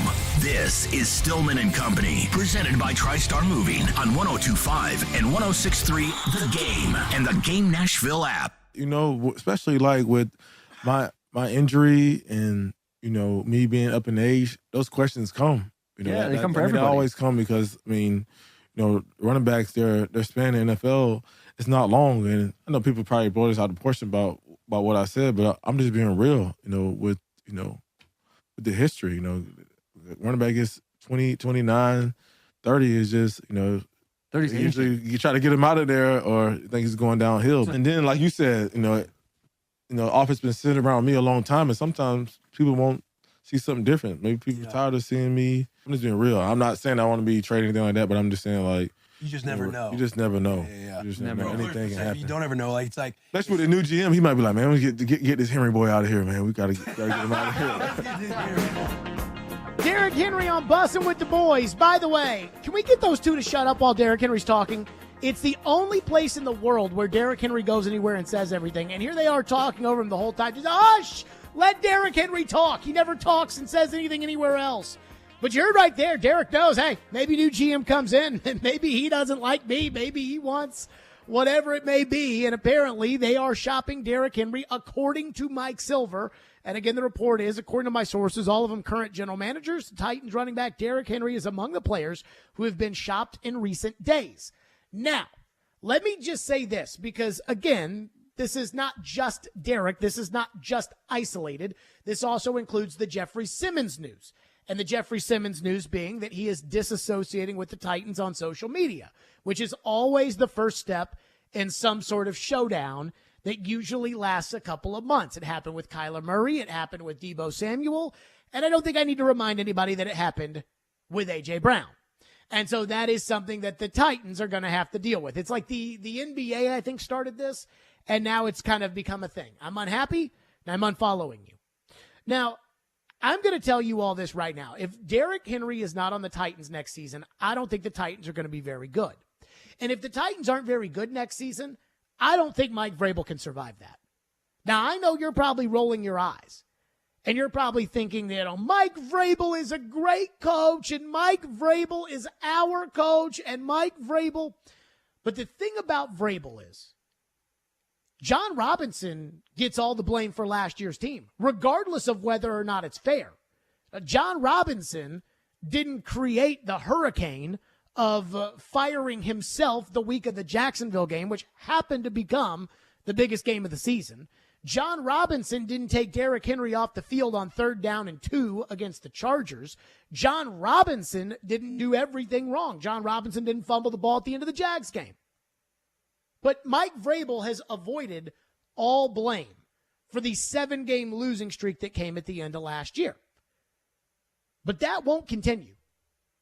And if this team trades Derrick Henry after preaching over and over and over again that they are all aligned, that this is going to be everybody on the same page, the definition of collaboration If that is in fact what the Titans are going to be this year, then there's no way Mike Vrabel can talk his way out of a Derrick Henry move blowing up in their faces.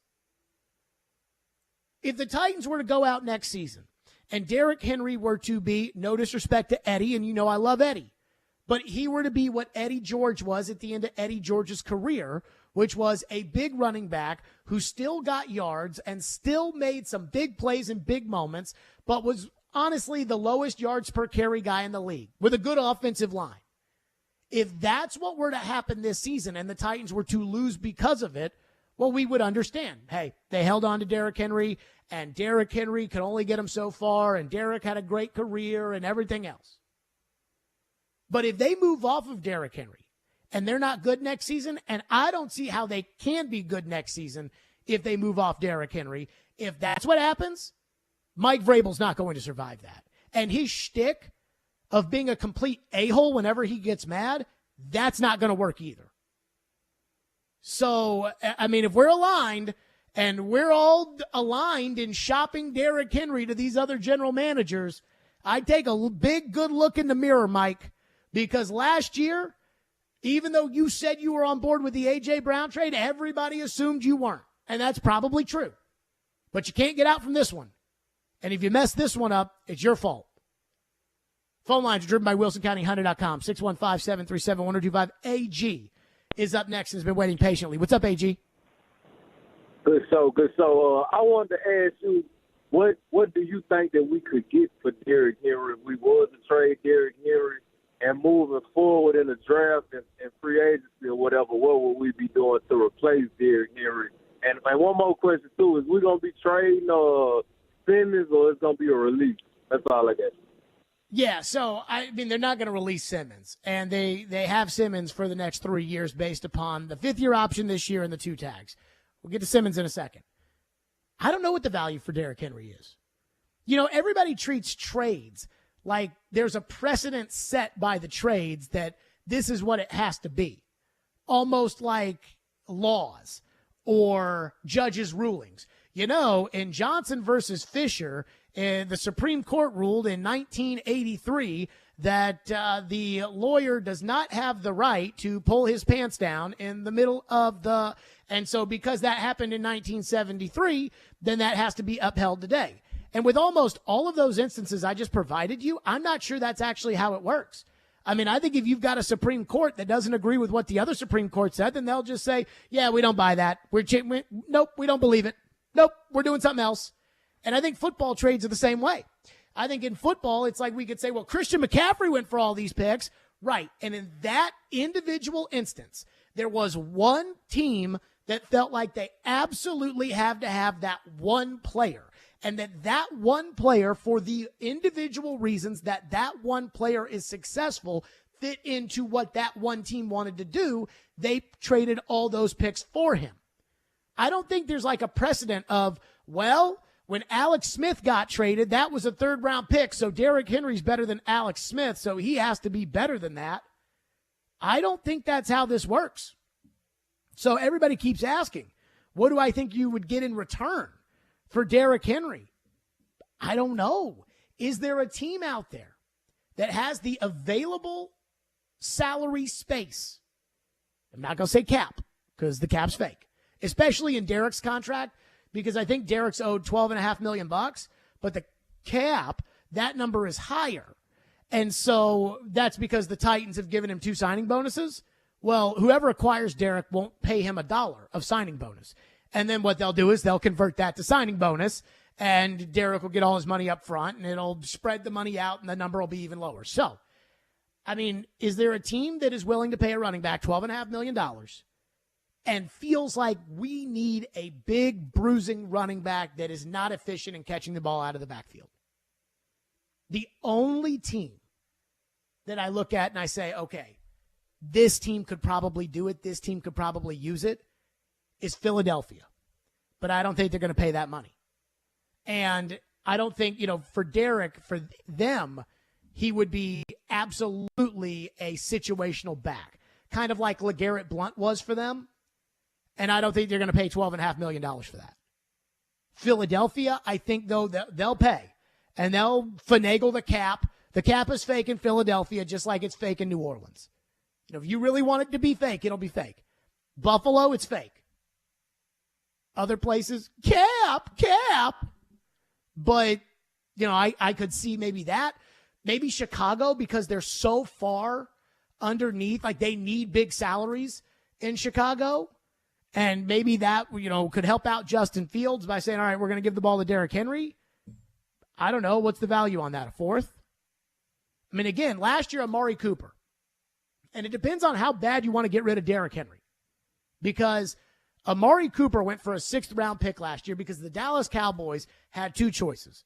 They were either going to cut Amari Cooper or they were going to trade him. They didn't want to pay Amari Cooper $20 million. They then blamed the cap. Cleveland took him for free, and then they converted his money to a signing bonus, and his cap number was $4.8 million. Does somebody want Derrick Henry? And are you desperate to trade Derrick Henry, or are you just testing the waters to see what Derrick Henry would be worth? That's probably the question as far as what does Derrick Henry want, or what is Derrick Henry worth? Texter says, you are so wrong about Mike Vrabel. He's a great coach who was hired by an awful general manager. Yeah, a general manager who never had a losing season. Had the same winning percentage as Bill Walsh. But go ahead, tell yourself John Robinson was awful. And had to clean up his mess once he was fired. This is all John Robinson's fault. Let me tell you something. It doesn't matter in the NFL. Like, remember when you guys were mad at Mike Mularkey? And it wasn't Mariota's fault, and it wasn't John Robinson's fault. It was Mike Mularkey's fault. And so they fired him, and you all were happy, and you all loved everything John Robinson did. And then they brought in Vrabel, and then it was Marcus's fault. Remember? And then they got rid of Marcus, and then they won, so everybody was happy. And nobody was mad at John Robinson, and nobody was mad at Tannehill, and nobody was mad at anybody because they won.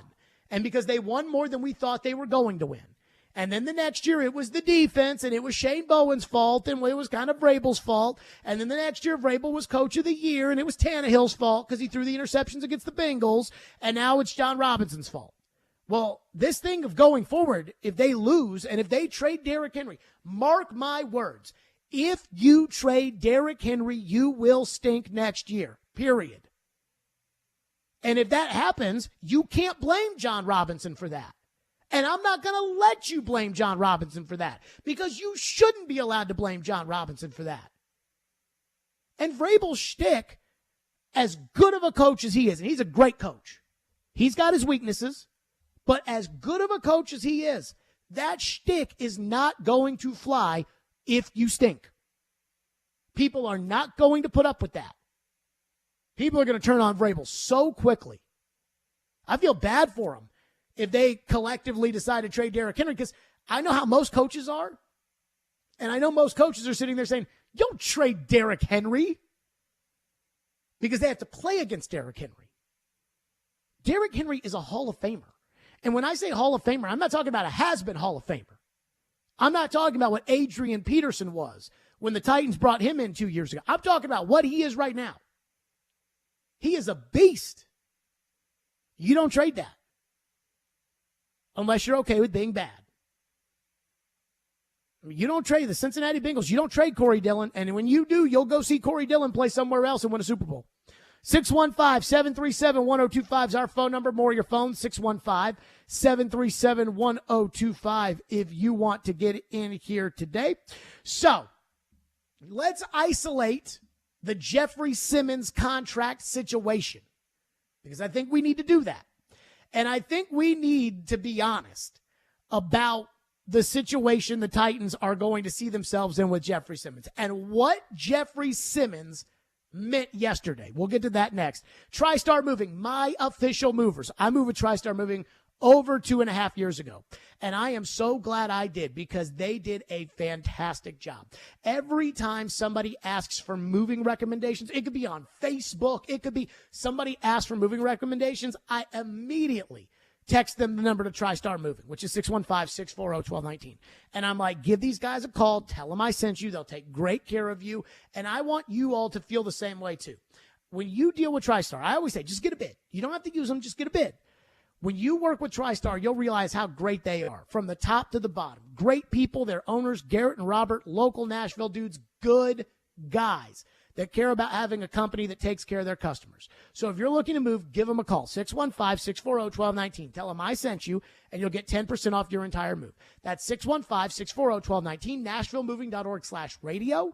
Tell them Jared Stillman sent you for 10% off your entire move. TriStar Moving, my official movers. I think it's a really good move.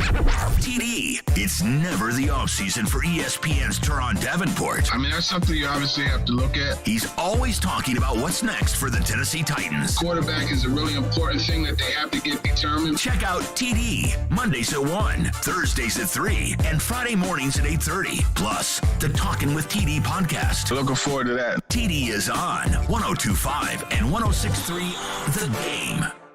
Welcome to Smashville. Join us at Bridgestone Arena for 3 of the best remaining games of the season with the new Nashville Predators Captain's Pack, presented by Jockey. Purchase your 3-game Captain's Pack today at NashvillePredators.com/Captain's Pack to receive 25% off at Jockey.com. $10 in Nash cash for each game, a limited edition digital player card, the opportunity for 2023 Stanley Cup Playoff single game presale, and more. That's NashvillePredators.com/Captain's Pack. Let's go, Preds. If you missed the latest from Caroline, Willie, and D-Mace. Okay, again, that was Barry Trotz yesterday, and that's what I take away from this. He mentions by name. What's up, Willie? Welcome in. How are you doing? Good to see you. I'm doing well. Good to see you. We're just breaking down some of the next moves. In the Barry Trotz era, one question that I have is, what do you do at head coach? And the next question that we're discussing now is, where does the roster go from here? And Barry Trotz calls out by name Roman Josi, Cody Glass, UC Saros, Askarov, Forsberg.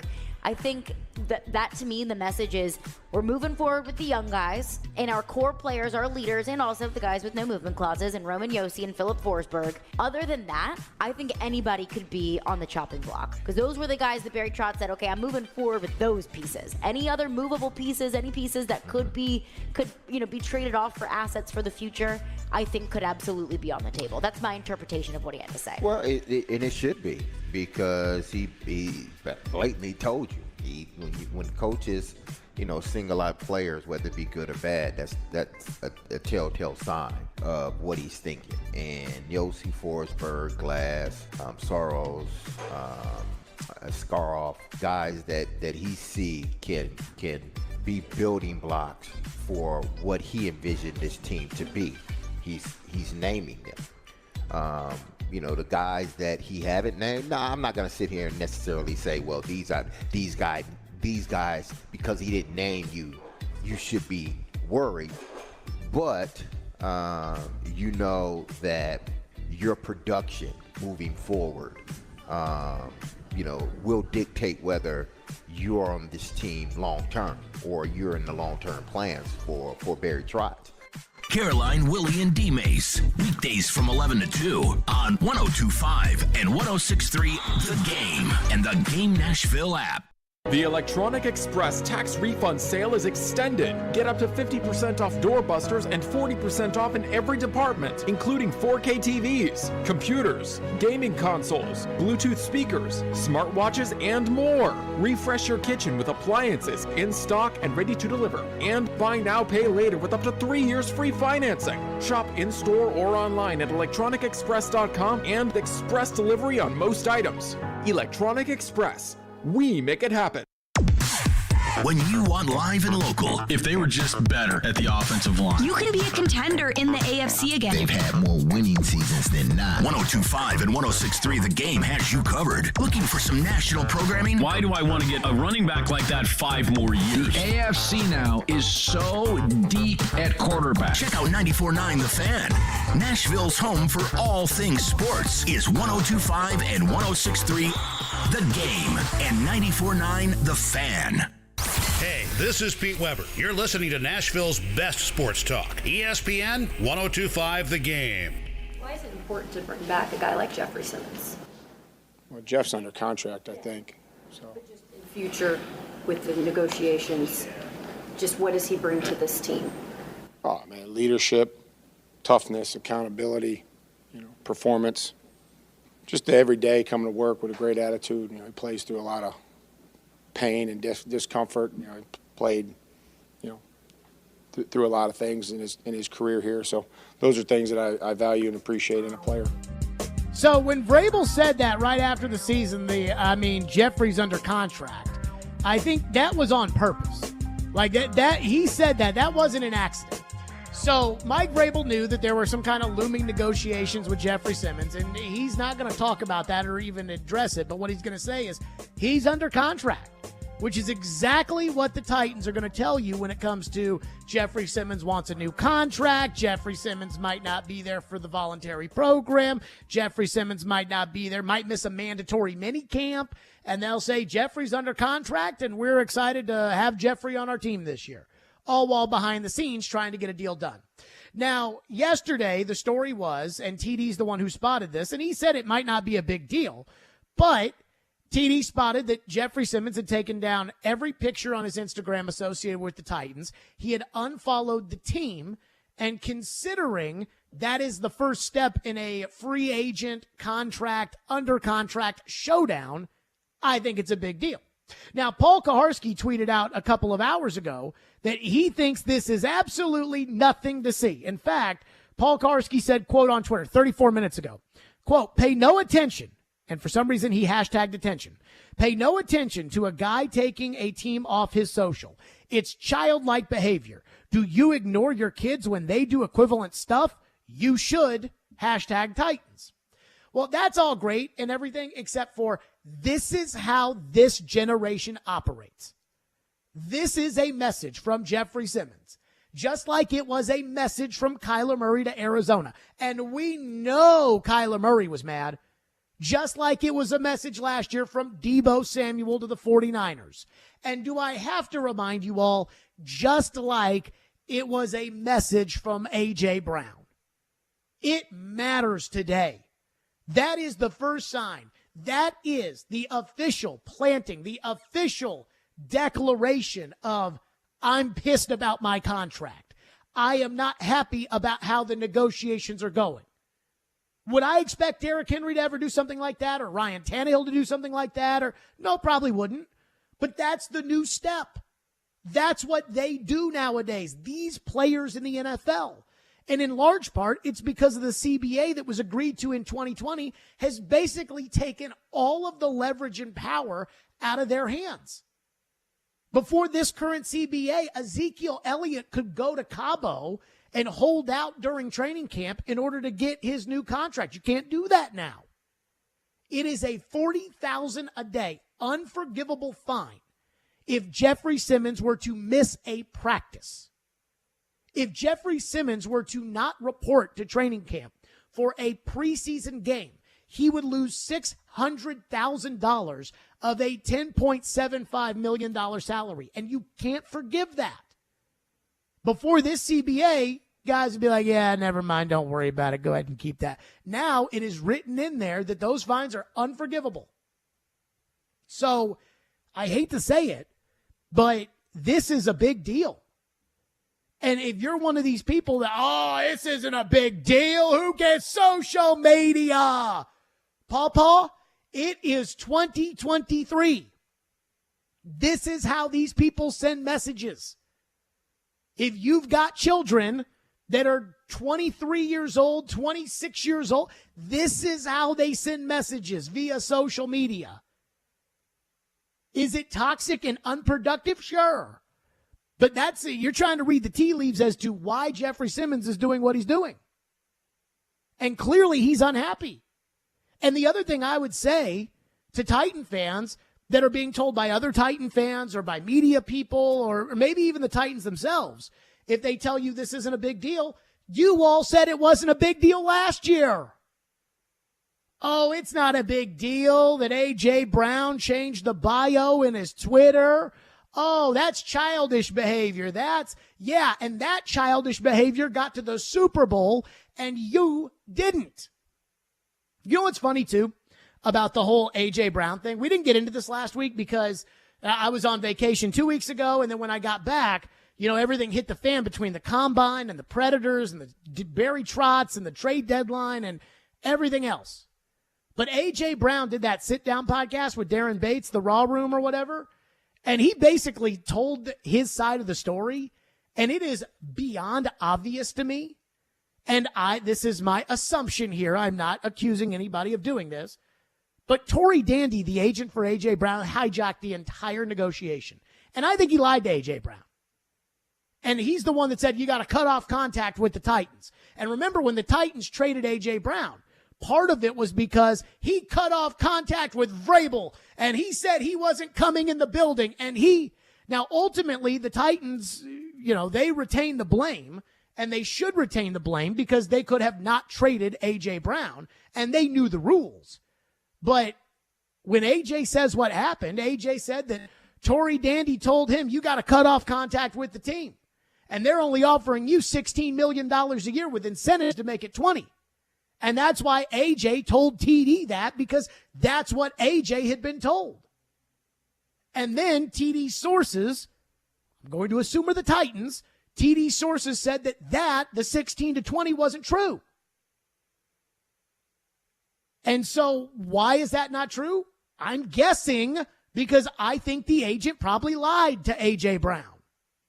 And I think the agent probably wanted exactly what he got, the big splash, and it worked. Instead of the long, drawn-out negotiation of, okay, A.J., if you do that, then we'll use the tag, and then we'll use the tag again, and all of that, which is what the Titans easily could have done. Without like the 49ers did, no, we are going to get a deal done, period.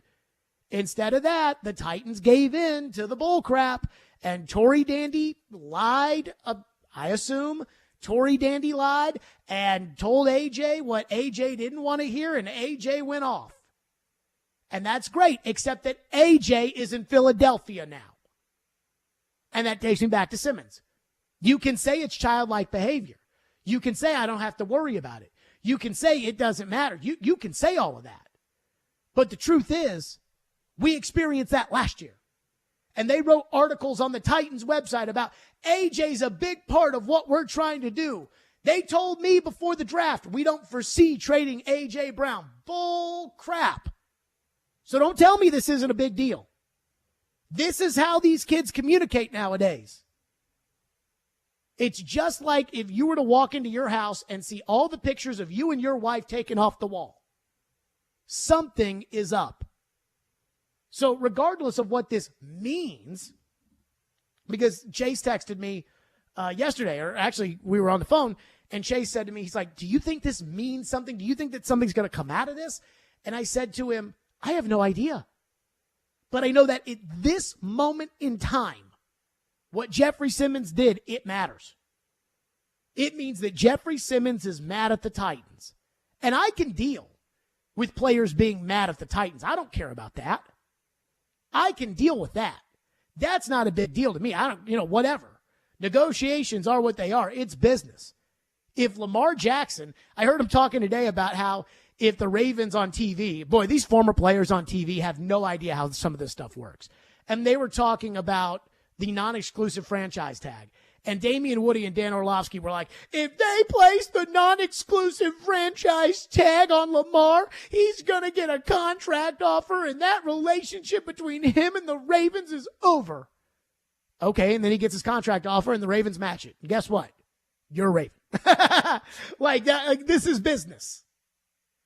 And that is, I don't have a problem with a player being upset at the team. What I have a problem with is being told that I shouldn't care about it. When last year I was told I shouldn't care about it, and then A.J. Brown ended up on the Eagles. 615-737-1025 is the phone number, 615-737-1025. We'll get back into some of your phones. Plus, a bad day for Joe Rexrode and you salary cap believers, and there is a twist that might matter for the Titans. We'll get to that coming up next. Stillman and Company right here on 102.5, 106.3 The Game. Every Wednesday at noon. That fits the mentality of what they're going to do. Outkick 360's Jonathan Hutton joins Caroline, Willie, and D-Mace to talk all things Titans and NFL. Much more creative in how you go about calling certain plays. He's got opinions and insights on the two-tone blue. That doesn't mean that you can't have great or don't need great quarterback play. Catch Hutton every Wednesday at noon on 102.5 and 106.3 The Game and the Game Nashville app. Interest rates are rising, but not at Spring Hill Heating and Cooling. Replace your old unit fast before new regulations increase prices up to 20%. Get a new unit today at today's price and receive up to $1,500 off, or get 18 months of no payments so the first payment is not until summer of 2024. At Spring Hill Heating and Cooling, all new systems come with a 10-year parts and labor warranty. Schedule your appointment now at springhillac.com. That's springhillac.com. Imagine yourself in a new Toyota, like the adventurous new RAV4. The best-selling SUV in America is the right-size vehicle for you. Now through April 4th, you can get low 3.99 APR financing on a new 23 RAV4. With approved credit through TFS, excludes hybrids, and every new Toyota comes with 2 years no-cost maintenance included. Get complete details at buyatoyota.com. Ready, set, go get your Toyota today. Toyota, let's go places. When that door closed behind me and I was free, the main thing I wanted to do was just re-enter society, get a job, and see my family. It's okay. There's a new state office of re-entry in Tennessee, specifically to help folks like me get jobs. Go to tnworkready.com or visit your local American Job Center. Re-entry is a normal thing, and it's okay. Brought to you by the Tennessee Department of Labor and Workforce Development, the Tennessee Association of Broadcasters, and this station. tnworkready.com. When Smashville wants to rock.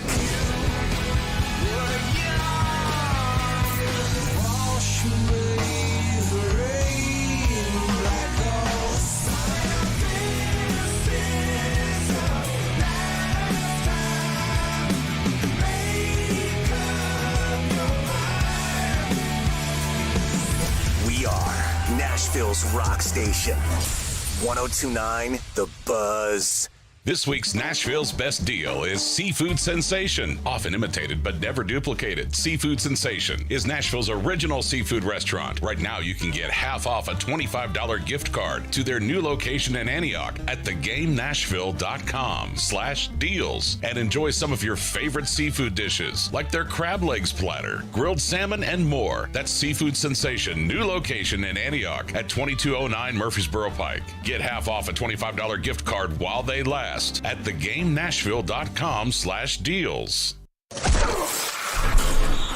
A show that lives and breathes sports. Focus in, focus in, focus in. From the SEC. Credit to the Alabamas, the Georgias, and the Ohio States of the world. To the Preds. They've been in a lot of really tight games, but they're not winning enough of them. To the Titans. He's talking about what this franchise has built over the years. Caroline, Willie, and D-Mace. What is this? Check it out. Weekdays from 11 to 2 on 102.5 and 106.3 The Game and the Game Nashville app. You're listening to Stillman and Company, presented by TriStar Moving on 102.5 and 106.3 The Game and the Game Nashville app. Well, I mean, listen, it shouldn't be a surprise because the Saints, that was always like their option A, getting Derek Carr. I think to me the biggest story is like, okay, where does it lead the Jets? Mm-hmm. The Jets basically got to be all in on Aaron Rodgers because if you're the Jets and you don't come away with either Aaron Rodgers or now that Derek Carr's moved on, where does that leave you as an organization as far as a quarterback is concerned? So, you know, to me, all eyes move toward the New York Jets and what Aaron Rodgers does as far as what he wants to do, either stay in Green Bay or move on elsewhere, in my opinion. That was Damian Woody earlier today. The news, Derek Carr to the Saints. Boy, if you are a Joe Rexrode, the salary cap is real kind of guy, the New Orleans Saints, who are perpetually like $97 billion over the salary cap, for them to turn around and sign Derek Carr to a $150 million contract. Somebody tell me, how does that work? How do the New Orleans Saints not have to cut players and they can give Derek Carr $150 million? 37.5 guaranteed. How does that happen? Now, my favorite part about this is I hear people saying, well, now the Saints are the team to beat in the NFC South. So what? Congratulations. But are they the team to beat in the NFC? No. So, I digress. The important element of this, to Damian Woody's point, is what it means for the Jets. Because right now, there's really two quarterbacks that are quote-unquote out there that it seemed likely the Jets would be able to go grab. Aaron Rodgers is the first, but we don't know for sure if Aaron's going to play this year. I think he is. And we also don't know what the Packers would require in compensation. I certainly don't think it's going to be a first-round pick. Not if you're going to have to pay $59 million and the Packers don't want you anyways. That's not going to happen. Now, I think the Jets would pay the $59 million for Aaron Rodgers, but I don't know. And we'll get to that in a second. Then there's Jimmy Garoppolo. Now, I think Garoppolo stinks, but I know that some people have higher opinions on him than I do. Robert Saleh, coach in San Francisco, is the defensive coordinator. Obviously, he knows Jimmy G. So would the Jets be of interest to Jimmy, or what seems more likely, Jimmy goes to the Raiders where Josh McDaniels, his former coordinator, is the head coach. And he's got Devontae Adams and probably less pressure than playing in New York. Which means if the Jets don't get Aaron Rodgers, then who are they going to have play quarterback? And that's where this gets interesting. Because I don't think the Titans should trade Ryan Tannehill. I think Ryan Tannehill should be the quarterback next year. And at $27 million, which is the amount of money the Titans would have to pay Tannehill, if Derek Carr is getting $37.5, Tannehill, who was better in almost every single statistical category last year, would be a steal. You're talking about a $10 million value in actual money. Now, if the Jets are desperate, and if they're calling you over Tannehill, they probably are, which means they didn't get Rodgers. If the Jets are desperate, they may give you a second-round pick for Ryan Tannehill. Now, they're not going to give you a first-round pick. They're not going to give you the 13th pick. But if they are truly desperate and they think they have a team that can win, given Tannehill's light salary, they may actually give you something good. And if you are trying to move on from Derrick Henry, as is being reported, if you don't want to pay the big money to Jeffrey Simmons for whatever reason that may be, then why would you not sell Tannehill? When I hear the report that the Titans are shopping Derrick Henry, what I really think is the Titans are giving up on the 2023 season. That's what that report means to me, that they are giving up on next season. Well, if you're giving up on next season, then why would you not shop Tannehill too? Why would you not shop Byard? Why would you not shop Hooker? Why would you not shop Fulton? Why would you not shop? Simmons, he's the one guy, him and Burks and Okonkwo, they're the only guys that you have that if you were to close it down for this year and try to kind of build it back up like the Dolphins did a couple years ago, if you were to do something like that, and I think trading Derrick Henry would usher that era in, if you're going to do that, those are the only guys that are still going to be good when all is said and done. Think about it. Let's say Ben Jones comes back. He's not going to be any good in 2 years. So, again, if you're going to be interested in Henry and shopping him, why would you not be shopping Tannehill? And if the Jets didn't get Derek Carr, it's probably because they didn't get Aaron Rodgers, and then they'd be calling you for Tannehill. Now, here's the one little thing that I am keeping an eye on, and I try to tell everybody this time of the year. The legal tampering period is 1 week from today, but the illegal tampering period essentially started last week. Teams meeting with agents, talking about free agents, not that that's legal, but whatever, who cares? And so what's happened now is all these rumors are coming out. And everybody's talking to reporters. So if yesterday Jeremy Fowler reported at ESPN that Derek Carr viewed the Jets as his team of choice, with the Saints and the Panthers still in the mix, but Derek Carr was interested in the Jets, and then this morning at 9 a.m. he signed with the Saints, what happened? And I'm going to tell you how I interpret this. Again, the thing I try to tell everybody with all the rumors that are coming out, who is telling Jeremy Fowler what and why are they telling them? My guess is Derek Carr wanted to go to the Jets. My guess is Derek Carr looked at it like Jets or Saints. And the Saints made an offer. And the Saints said there is a 24-hour limit on this offer. Or, knowing that free agency starts in a week, Derek Carr was worried that Aaron Rodgers was going to muddy the waters. And that he didn't want that to happen. That he didn't want Aaron to take the leverage away from him. And so they went to the Jets. And they probably said, here's the number from the Saints. We want to go to you. You've got 24 hours to respond. You've got until 9 a.m. tomorrow to decide.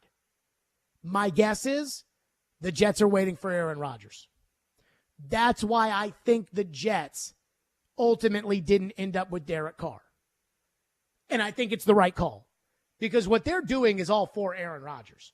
They went out and hired Nathaniel Hackett, and Derek Carr is a significant step down from Aaron Rodgers. Now, he's at least a starting quarterback, but he's not a high-end quarterback. They probably thought if we don't get Aaron, then we may be able to get Jimmy, we may be able to get Tannehill, we may be able to get somebody that is closer to Derek Carr than Derek Carr is to Aaron. But if they don't get Aaron, then they're in scramble mode. And if you're going to trade Derrick Henry, why would you not listen to offers on Ryan Tannehill? So keep that in mind. 615-737-1025 is our phone number, 615-737-1025. Texter says that DK Metcalf and A.J. Brown and others threaten the holdout, but all the superstars. Emmitt Smith holding out meaningful games. That's over. That is never going to happen. And a texter says, they beat the system. They all hold in now. Yeah, you tell me one meaningful player who held in and missed meaningful football. Doesn't happen. And it doesn't happen because if you do that, the team will suspend you for conduct detrimental to the team. And you don't want that to happen. Remember Antonio Brown when he got into it with the Raiders, and that was in the last CBA, where holding out was at least kind of a thing. Texter into the text line says, if Jeffrey Simmons is mad with his contract, he shouldn't have signed it when he did. Maybe he should have taken that up with his agent. That was a rookie contract that's collectively bargained on his behalf, and this is not the first guy who doesn't want to play on a fifth-year option. The problem is most of these teams sign their guys ahead of time because the market will spike so much that let's get Josh Allen's deal done as soon as possible so we pay him $43.5 million. And now the Arizona Cardinals are stuck paying Kyler Murray way more money than we're even paying him. Josh Allen's a better quarterback than Jalen Hurts, and he's going to make about $7 million less per year because he signed after Jalen. So that's why you try to sign your guys fast. In the case of the Titans, they didn't do that with Simmons. They didn't sign him after this past year or this previous season. And so because of that, now Jeffrey Simmons wants his deal, and the Titans are saying, well, you got a fifth-year option here. And the Titans are trying to work around that. 615-737-1025 is our phone number. Just keep that in mind, though, as far as the Tannehill thing is concerned. Just keep that in mind that if you're going to shop Henry and Derek Carr's off the board, you might as well shop Tannehill. 615-737-1025.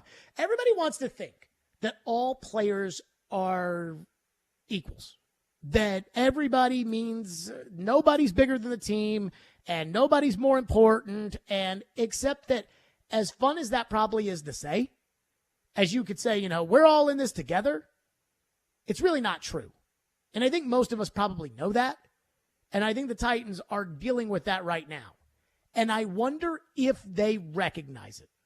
We'll get to that next. Stillman & Company, 102.5, 106.3 The Game. Every day we are live and local. Are you going to pay $20.2 million for someone who's struggling this much to stay healthy? And your source for Nashville sports. The players got to play better, and they're the ones actually out on the court, and they got to execute. We are Nashville's best sports talk. 102.5 and 106.3 The Game and the Game Nashville app. ElectronicExpress.com. We make it happen. If you missed the latest from Chase and Michelle. But, if the Canes are like, we just need to get another piece right now, and they're willing to give you, I think if somebody offered up a trade for Matt Duchene and you get some assets for it, you would definitely move off that contract. Sure. I don't know. I don't know if anybody's going to offer a first-round pick for him with that contract. There's 3 years on it after this year. So I'd be very, very surprised with the salary cap the way it is. And look, I think Duchene has had an okay year. I think obviously he came back down to earth from a 42 goal year last year, but he hadn't lived up to the contract. That's the bottom line. So, if I'm another team, I'm going to look at that going, well, he's a good player, but. I'm not going to pay $8 million a year for the next 3 years. Yeah. So that's kind of where they're at with that. I had said that I thought if there is one more, it would be Fabro. He's making 2.4. He'll be an RFA, so you'll have to re-sign him. But he's 24 years old, former first-round So he will draft be an pick. RFA. We were trying to figure that out Yeah, yesterday. he'll be an RFA. Okay. That's according to Cap Friendly, which is a really good website. But Granlund, I think, could be tough because there's 2 years left at $5 million per. But he's potential. Now Sissons is one with term because the contract is very team friendly. Mm-hmm. But again, there's 3 years left after this year that you could potentially move. And from the forwards, that's really about it. I know McDonough, I would maybe, because I don't know what he wants. I think he probably wants a shot at another cup. Jason Michelle, weekdays from 9 to 11 on 102.5 and 106.3 The Game and the Game Nashville app. Now, your Game Center update. This Game Center update is brought to you by the law offices of Amanda J. Gentry. It's been a busy Monday in the NFL offseason. First, with the Titans news, the NFL Network is reporting that the Titans will be releasing outside linebacker Bud Dupree. Dupree was set to make $17 million in 2023. Mike Silver of Bally Sports is reporting that the Titans have had trade talks involving running back Derrick Henry. In other NFL news, one of the quarterback dominoes has fallen. Derek Carr and the New Orleans Saints have agreed to a 4-year deal worth $150 million. In some franchise tag news, the Jacksonville Jaguars are tagging tight end Evan Ingram, and the Cowboys are tagging running back Tony Pollard. The Nashville Predators are back in action tonight as they are in Vancouver taking on the Canucks. The team recalled forward Michael McCarron this afternoon from AHL Milwaukee. The Preds are still 6 points out of the final playoff spot. It's a late one tonight with puck drop at 9:30 and pregame at 8:30 right here on the Preds Radio Network. And in some college hoops news, Vanderbilt head coach Jerry Stackhouse was named co-SEC Coach of the Year, along with Buzz Williams of Texas A&M, and Vandy big man Liam Robbins was named SEC Defensive Player of the Year. This update is brought to you by the law offices of Amanda J. Gentry. I'm Ian Safar for 102.5 and 106.3 The Game. For more, follow us on Twitter at 102.5 The Game or visit thegamenashville.com. Live from the Hiller Plumbing, Heating, Cooling, and Electrical Studios. WPRT-FM Pegram, WPUC HD2 Laverne. Nashville's exclusive home for the Nashville Predators. 102.5 and 106.3. A gunny performance. Do your job. And the Tigers regain the lead. The Game. A Cromwell media station. Where you have a voice. He had a competent coaching staff. You just play terrible and you keep playing. And we have strong opinions. What a whiny freaking crybaby response. This is Stillman and Company with Jared Stillman. Presented by TriStar Moving on Nashville's best sports talk, 102.5 and 106.3 The Game and the Game Nashville app.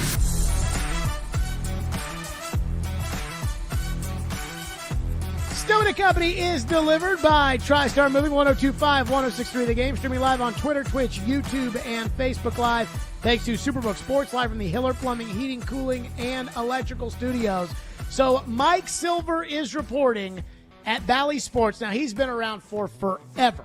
Sports Illustrated, NFL Network, reporting that the Titans are shopping Derrick Henry. This dropped in a story about Aaron Rodgers and Lamar Jackson this morning. Quote, according to my sources, all of them current general managers, which at least I'll give him credit for, because now this could be, one or two of 32 that are his sources here. It's not like league personnel says, general managers. Mike Silver says, according to my sources, all general managers, Titans running back Derrick Henry is among the players who have been shopped in recent days. Derrick Henry is on the trade block, according to Mike Silver. Now, let's start with this. And that is, I understand that in sports, a lot of people want to always say nobody is more important than the team. And that it is always team, team, team. And for the most part, I agree. But the Chicago Bulls in the 1990s won 6 championships in 8 years. The other 3, Michael Jordan didn't play. When's the last time the Chicago Bulls have done anything? Now, over that stretch, there was only one other player, Scottie Pippen, that was on all of those same Bulls teams. In one case, Michael Jordan was more important than the team. The New England Patriots, where Vrabel comes from, nobody is more important than the team, which was true for Drew Bledsoe. It was true for Ty Law. It was true for Lawyer Malloy. It was true for Richard Seymour. It was true for Randy Moss. It was true for Rob Gronkowski. It was true for Wes Welker. It was true for Nate Solder. It was true for all of them, except Tom Brady. And what's happened to the Patriots since then? And I am not saying that Derrick Henry is Michael Jordan, and I'm not saying that he's Tom Brady. But he is your Michael Jordan. He is your Tom Brady. The Titans have had average teams over the last 7 years or so. So average that you all hated the general manager and celebrated his firing. But yet the Titans won a lot of games over that period. The Titans went on the road and beat Belichick and Brady in a playoff game. They beat league MVP Lamar Jackson, who had the best season of his career, one that everybody on television yells and screams and tells me he should get a fully guaranteed contract. And Derrick Henry went in there in the playoffs and was the best player on that field. Derrick Henry ran for 2,000 yards with backups on the offensive line. Derrick Henry last season with a terrible offensive line, a terrible offensive coordinator, no receivers as a threat in the passing game, was second in the NFL in rushing. And the only reason, in my opinion, that you lost that game with Jacksonville in the last 2 minutes and 50 seconds is because they took him out. And after Josh Dobbs fumbled the ball, Derrick Henry didn't go back in the game. Derrick Henry is the greatest Tennessee Titan of all time. He is better than Steve McNair. He is better than Eddie George. And I have the utmost respect for both of those players. Those were guys out of my childhood. This entire run the Titans have had has been built with average players. Average. Simmons is good, sure. Byard's good. But for the most part, it's been a lot of Eric Decker, Taylor Lewan, Marcus Mariota, Harold Landry, Christian Fulton, Malcolm Butler, Logan Ryan, Rashawn Evans, Corey Davis. That's it. A.J. Brown, Jeffrey Simmons, Kevin Byard, and Derrick Henry. And Derrick Henry's the best of the group. You all hated Mike Mularkey. You thought he was a terrible coach. Well, when Derrick Henry was on his team in a playoff game at Kansas City, the Titans went and rushed for 155 yards and ended up beating the Chiefs. The Titans, with, again, an average roster, went to the AFC Championship game and held a 17-7 lead until Patrick Mahomes decided to go off and do Patrick Mahomes-like things.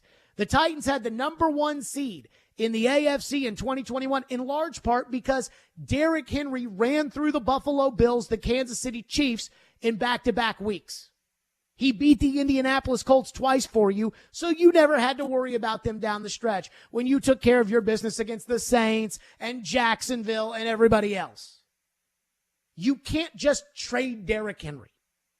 You can't just, for this community, for everything, you can't just all of a sudden decide in the middle of a day, hey, Adam Schefter is reporting the Tennessee Titans are trading Derrick Henry to the Detroit Lions for a 2024 second-round pick. You can't do that because he means more to this team than he would to anybody else in the league. He means more to this franchise and to this fan base than I believe the average really good player does. And you are asking your fan base to build you a new stadium.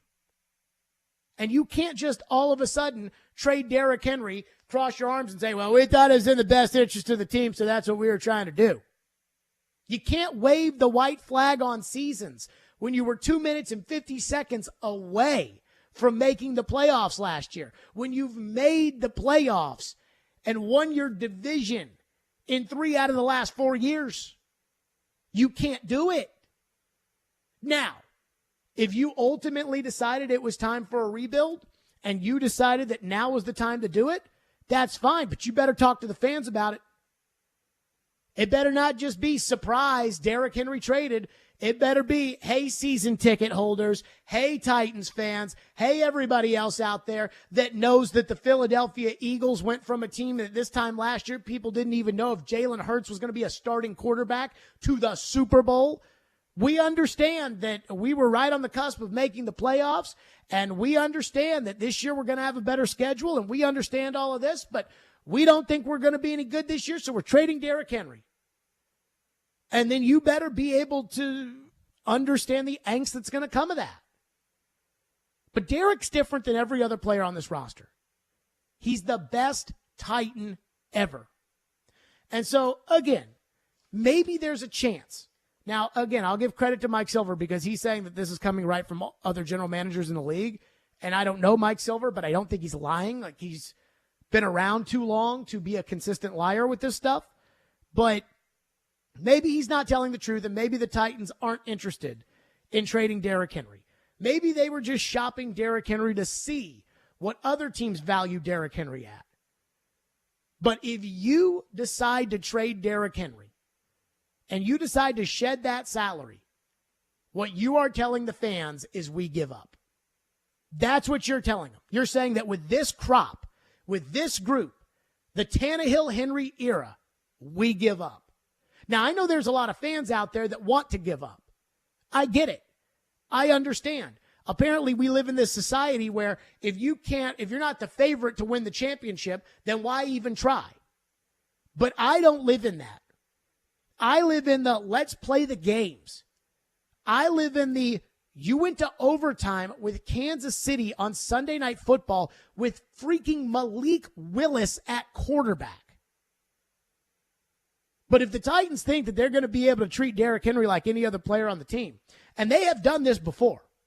They shopped him reportedly, according to Chris Mortensen, before the 2018 deadline. They used the franchise tag against him in 2020 and leveraged a pandemic into getting him to sign an extension, and he has never complained. He has performed.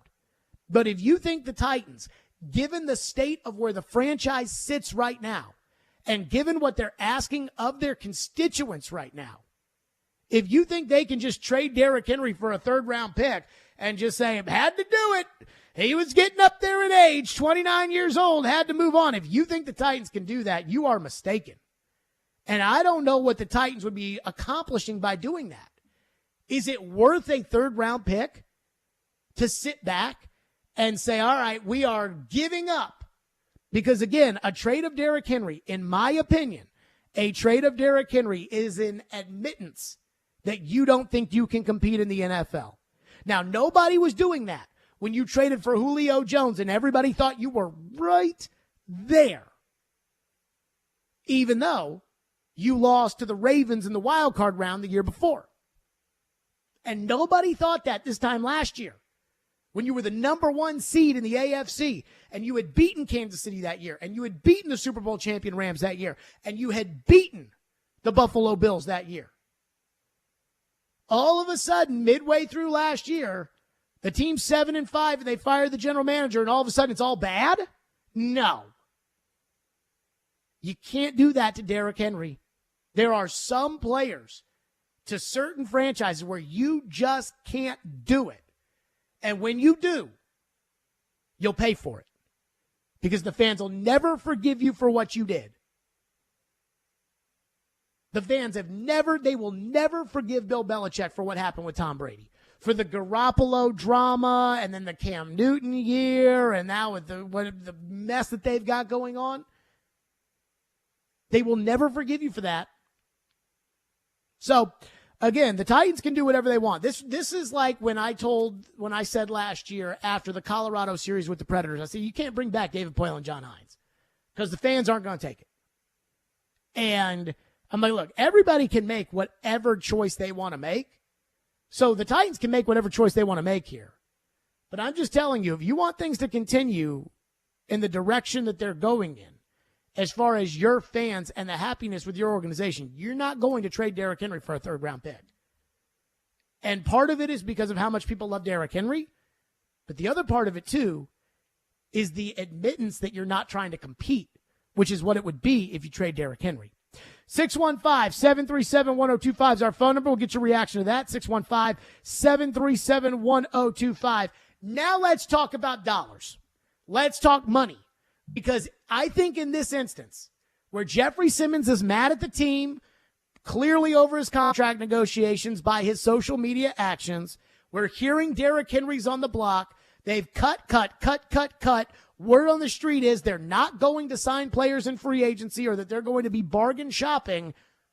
Let's talk money here, because I do think the money matters. We'll get to that next. Stillman & Company, 102.5, 106.3 The Game. The college football season never stops.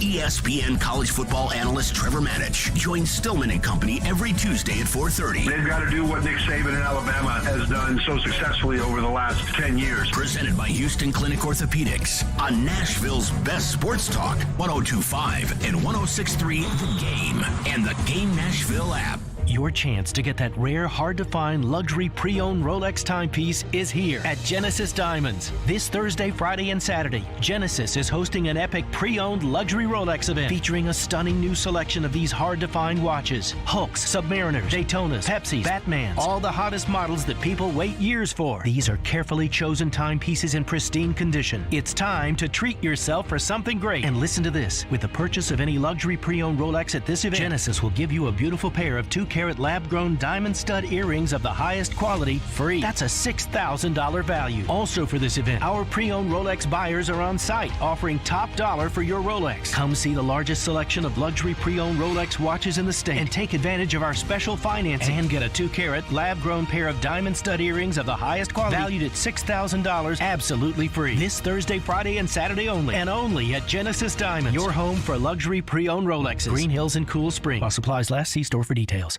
What if you could be credit card debt-free in 10 days and save as much as $1,000 a month? Loan Pronto's all-new Express Equity Line of Credit program is just what you need. Hey, Willie Donick here. You don't have to do a full home refi. You can tap a small portion of the equity you have and enjoy a super low monthly payment. With Loan Pronto's Express Equity Credit Line, you can close in 7 to 10 days. And a $50,000 loan would only cost you around $400 a month. Use that money to pay off high-interest credit cards or do a home improvement. You can access up to 90% of your home's equity, and 9 out of 10 homeowners won't even need an appraisal. Even if you did a total refi recently or just bought your home, you can tap the equity with this fast, easy program. Stop the madness and say no to 24% interest fees. Call Loan Pronto today. 615-499-5780. That's 615-499-5780 or go to loanpronto.com. Equal housing lender, NMLS 166-1781, subject to lender approval. Curation CBD, a Pick 10 company, offers high-quality, lab-tested CBD products curated for life for both you and your pet. Hi, I'm Adam Intihar, also known as the Dog Father of Nashville. Curation 600 milligram CBD roll-on really helps me get through my training days. Applying it in the morning and again at night helps me take bites from dogs like Zulu or go on adventures with dogs like Lieutenant Dan. Curation is awesome. Discover the full range of Curation products online at CurationCompany.com. Welcome to Smashville, home of the biggest hits in hockey and the loudest parties on Broadway. Join us at Bridgestone Arena Tuesday, March 14th for College Night with Auburn University as your Nashville Predators take on the Detroit Red Wings. Purchase your College Night tickets today at NashvillePredators.com/tickets to receive a limited edition Preds and Auburn co-branded hat. That's NashvillePredators.com/tickets. Grab your tickets while you still can. We can't wait to see you back inside Bridgestone Arena. Let's go, Preds! We try to stay cool by being on social media. I'm with it. I'm hip. Follow us on Twitter at 1025 The Game and on Instagram at 1025 The Game Nashville. Hey! Oh yeah, and like us on Facebook too. Strong opinions and a strong personality on your drive home. This is Stillman & Company, presented by TriStar Moving on 1025 and 106.3 The Game and the Game Nashville app. This is going to get blown out of proportion. Go ahead. But it is what it is. Because I will. But you talk about you might have 3 more weeks. I mean they might want to get me out of here. You just never know. I mean anything can happen. I mean I'm 29. I'm up in age. You know what happened with this year, and they might want to go young. You just never know. They might. Yeah, I would be. I would be. I'm not saying I want to leave. I love Tennessee, and I hope to be here the rest of my career. I want to bring Super Bowl here, but it's a reality thing. It's just the business side of it. You know, I mean, you just never know. And my age being 29 in the league, being a running back, that's considered that's old. I do like that Derrick Henry is absolutely aware of, hey, man, that was from Bussin' with the Boys about a month ago. Hey, man, I could be out of here next. I know how this works. Derrick's right. I know how this goes. I get my age. I know the position I play. I get it. Derrick Henry knows what the deal is. Now, again, the report is from Mike Silver that the Titans are shopping Derrick Henry, according to other general managers inside the NFL. And then, of course, the story yesterday that TD reported on first, which was that Jeffrey Simmons had essentially ditched and disassociated everything on his Instagram as far as the Titans were concerned and unfollowed them, which is usually the first step in a showdown of a negotiation.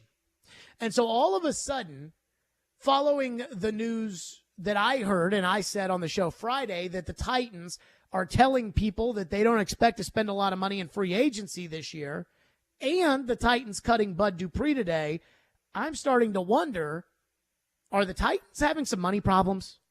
I'm starting to wonder if this is a money thing. Forget about the cap. You know I don't care about that. You know you can screw with it however you'd like. And the Saints are just the latest example of that. But as far as actual money is concerned, Bud Dupree was set to make $17 million next season.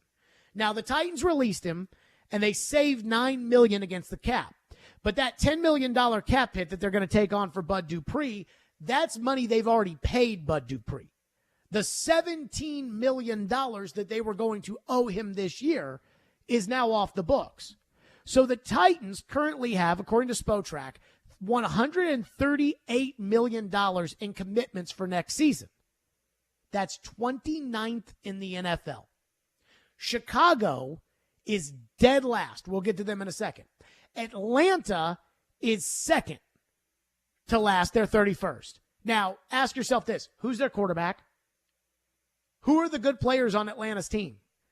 Outside of Cordero Patterson, they're all on rookie contracts. Kyle Pitts, Drake London, and Atlanta stinks. Now, I think Arthur's a pretty good coach, but again, Atlanta has almost no money committed for next year. And then there's the Giants. And I think the Giants are probably going to commit to $50 million in cash for this upcoming season in the next 24 hours. I think they will sign Daniel Jones to a contract tomorrow, and I think they will place the tag on Saquon Barkley.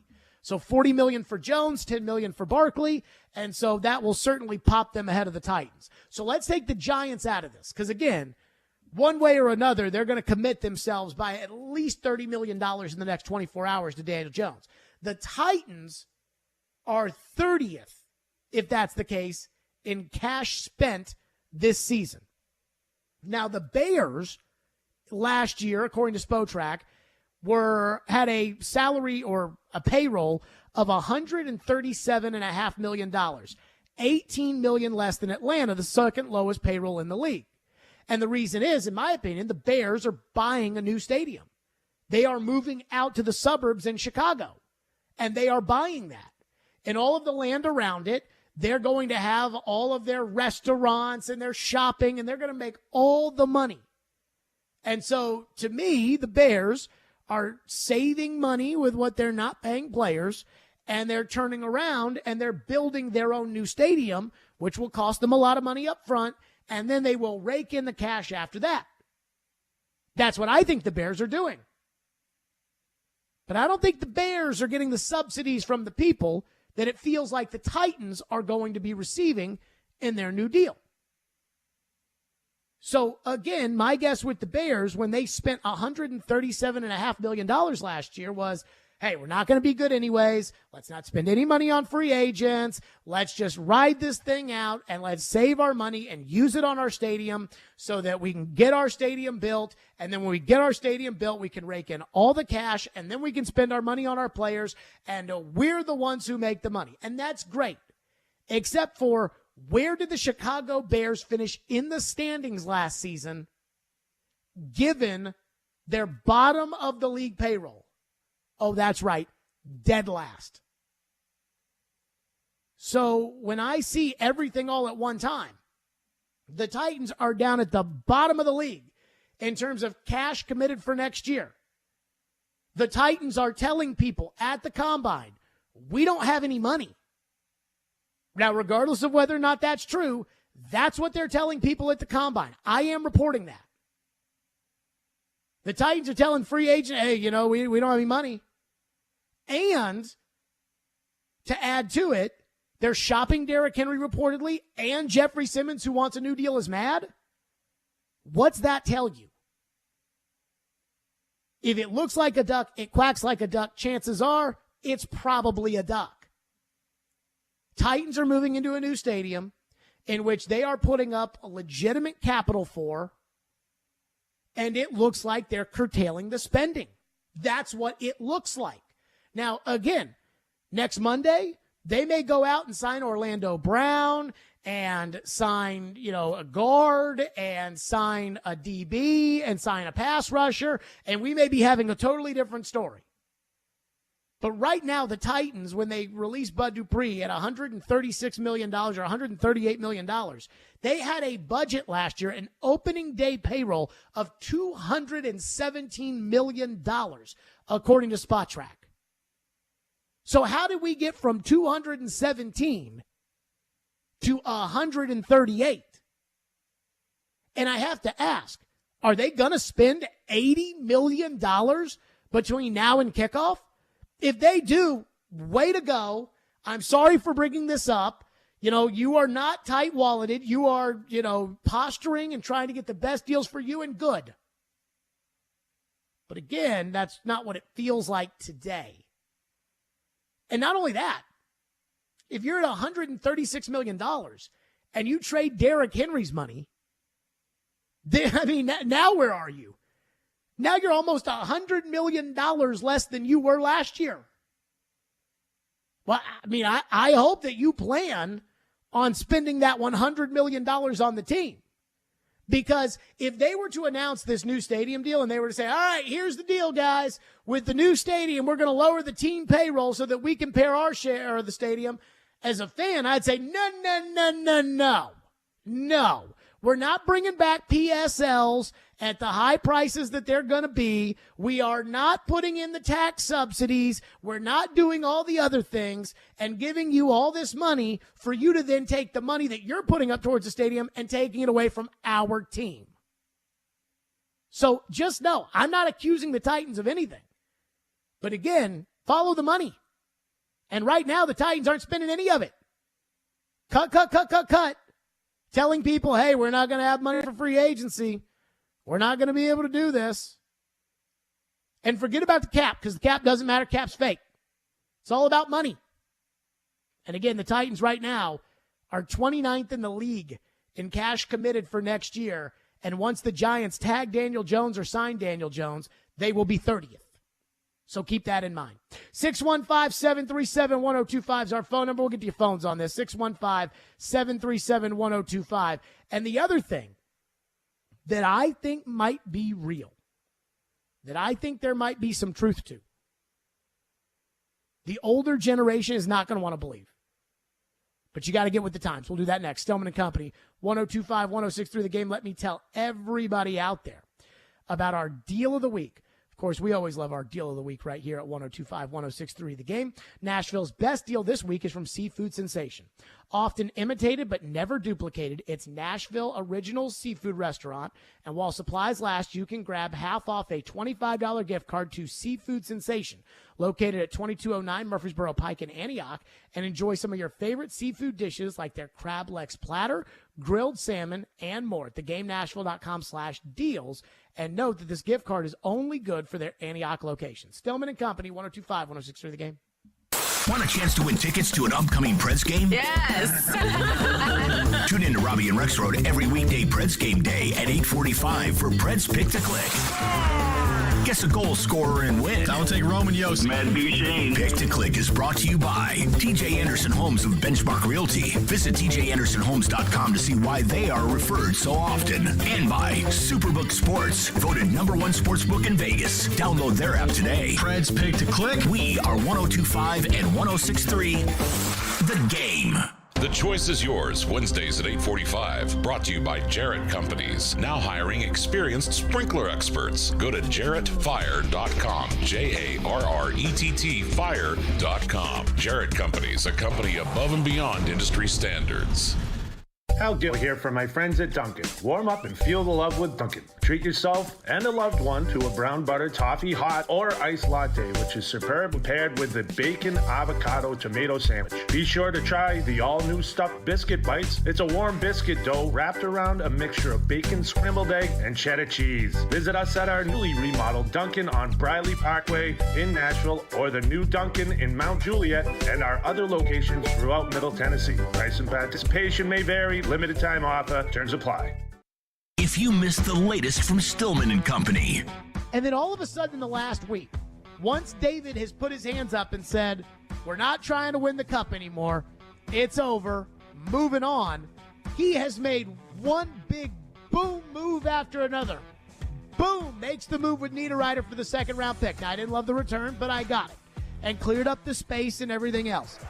Boom, the absolute A-plus knockout punch for Tanner Jeannot. Boom, the Ekholm deal with Edmonton, in which the Predators get picks, and they get a young prospect, and they get a defenseman to essentially replace Ekholm. Boom, the Granlund deal. I mean, the Granlund deal is the cherry on top because I figured nobody would want Mikael Granlund. Stillman and Company, weekdays from 2 to 6 on 102.5 and 106.3 The Game and the Game Nashville app. Finding great people to hire is like trying to find a needle in a haystack. It's pretty difficult, right? Well, ZipRecruiter has mastered finding a needle in a haystack, so they take it to the next level. They make hiring so simple that it's like finding a needle in a needle stack. And that's why you should try ZipRecruiter for free at ZipRecruiter.com/radio. Here's what it's like to use ZipRecruiter. They have so many qualified candidates that it's easier to find the right ones for your roles. In fact, 4 out of 5 employers who post on ZipRecruiter get a quality candidate within the first day. That's a lot of needles. So how do they do it? ZipRecruiter's powerful technology sends you candidates who are a great match for your job, and you can even invite your top choices to apply. So if you want less hay and more needles, head to ZipRecruiter. And right now, you can try ZipRecruiter for free. That's right, free at ZipRecruiter.com/radio. That's ZipRecruiter.com/RADIO. ZipRecruiter.com/radio. ZipRecruiter, the smartest way to hire. 102.5 and 106.3 The Game is live and local. And now, let's meet the starting lineups. Robbie and Rex Road 6 to 9. You are talking about a team that's building a roster. Chase and Michelle 9 to 11. He's still under contract. It's not always X's and O's. Caroline, Willie, and D Mace 11 to 2. Trades, free agents. Let's get it going. I think this is a good hire. And Stillman and Company 2 to 6. I can give you one of the best coaches in the league. And don't forget, we're your home for all things Nashville. He scored! Nashville's best sports talk. 102.5 and 106.3 The Game. Hey, this is Philip Forsberg. You're listening to Nashville's best sports talk, ESPN 102.5 The Game. You know, one thing I'll tell you guys, and you know, we have the agents that I have spoken to, we won't negotiate publicly. That's not what we're going to do. We're a family, and we're going to keep family business in house. And when that time comes for us to make a public announcement, one way or the other, we'll do that. There you go. That was Rand Carthon last week at the Combine. We will not negotiate publicly. Well, Jeffrey Simmons is not doing the same because Jeffrey Simmons wiped the Titans clean of his association on his Instagram, is not following the team anymore, and that is the first step in the I'm not happy with my contract. That is the first step. And so I know a lot of older people will say, I don't care about social media, and it doesn't matter that Jeffrey Simmons took down all those photos of the Titans on his Instagram. I know there's a lot of you out there that says that and that think that and everything else. I get it. But, didn't we just go through this last year? Paul Kaharski was talking about how you wouldn't indulge in that behavior if that were your child. Well, unfortunately, in football, you have to deal with childlike behavior. It's why you had to deal with Deion Sanders when he played. It's why you had to deal with Michael Irvin when he played. It's why you have to deal with Aaron Rodgers right now. because sometimes some of the best players engage in childlike behavior. And you can look at that and you can look down on it and you can say, talking about social media gossip is beneath me. But that social media gossip from last offseason just played in the Super Bowl and had a touchdown catch. And your general manager got fired, maybe because he took that gossip too seriously last year when A.J. Brown got all mad and it was, oh, A.J.'s on Twitter. Guess what? A.J. is threatening to fight Juju Smith-Schuster on Twitter. Would you have taken that back in order to get the A.J. Brown production? So when Jeffrey Simmons, who clearly wants a contract, who told The Athletic in the middle of last season that he was contemplating holding out this previous season, though the rules do not let him do that, and that is an empty threat, just like AJ's I'm not stepping in the building without $80 million guaranteed was a totally empty threat. But when he's telling you that, and now he disassociates with the team, he is telling us that he is not happy about the progress of the negotiations. And in today's society, that's not nothing. That is something. Does it mean that Jeffrey Simmons is not going to be a Titan next year? I don't know. I doubt it. Does it mean that Rand Carthon and Mike Vrabel don't know? They better find a way to re-sign Jeffrey Simmons. This fan base is going to revolt if they don't sign Jeffrey Simmons. If they traded Jeffrey Simmons today, I think there's a really big vote as far as the council is concerned with the new stadium. And I know this because we're having people on to discuss it tomorrow. But if they were to announce tomorrow, Jeffrey Simmons traded for a couple of picks, 2 first-round picks for Jeffrey Simmons, I think there'd be fans who would do a 180 and would say, well, I don't want you to build them that stadium after that. And I'm not saying those go hand in hand, but I'm just talking about the vibe I get from this fan base after what happened last year with A.J. Brown and what would happen if it happened with Jeffrey Simmons this year. So when Jeffrey Simmons takes step 1 of the A.J. Brown playbook, and we already knew Jeffrey wasn't completely thrilled with his contract to begin with, you can't tell me that that's not nothing. You can't tell me that an agent can't say something or somebody gets it twisted the wrong way or the Titans convince themselves that some young player in this draft is going to be as good as Simmons or something like that, because that's exactly what happened last year. Everything publicly was, we want to sign AJ. We don't want to trade AJ. We don't foresee trading AJ. We want AJ to be a Titan for years to come. And then on draft night, he wasn't. And they said, these are the hard decisions we have to make. And after being told about the hard decisions that had to be made, after telling us the whole time we want to re-sign AJ, and then not re-signing AJ, and then telling us it was about the hard decisions, you can't do that again. Good luck winning over the fans while you're trying to, at the same time, essentially tell Derrick Henry, hey, we're not shopping you, but we might be shopping you. I'm not sure how that's going to go over with this fan base. Texter into the text line says, why do you think the Titans are cutting all these people if they're not going to be buyers in free agency? Now, somebody else texted him, and they said, do you think the cap's real now, Jared? LOL. But this is what I think is going to happen. The Titans are going to lower their payroll. And I think this Bud Dupree thing is an example of, is it a post-June 1st cut? Is it a pre-June 1st cut? Is it a whatever it may be? If the Titans aren't big players in free agency, and let's say they trade Derrick Henry, which I don't think they're going to do, but I don't know. They trade Derrick Henry, they sign Jeffrey Simmons to an extension, and they go out there this year, and without Derrick Henry, they're 6-11. The Titans will tell you, and they don't go out and spend money on free agents this offseason. The Titans will tell you the reason that they did it is because of the cap. That is what they will tell you. Now, that's not the truth, but that will be what they tell you. Last year, the Atlanta Falcons traded away Matt Ryan for a 3rd-round pick to the Indianapolis Colts because Matt Ryan was mad at the Falcons and felt betrayed that they had played footsie with Deshaun Watson. They thought they were going to get Deshaun Watson. Then Cleveland offered him that stupid contract, and he had to take it. And so Atlanta was left with no quarterback. So they signed Marcus because they had to have somebody.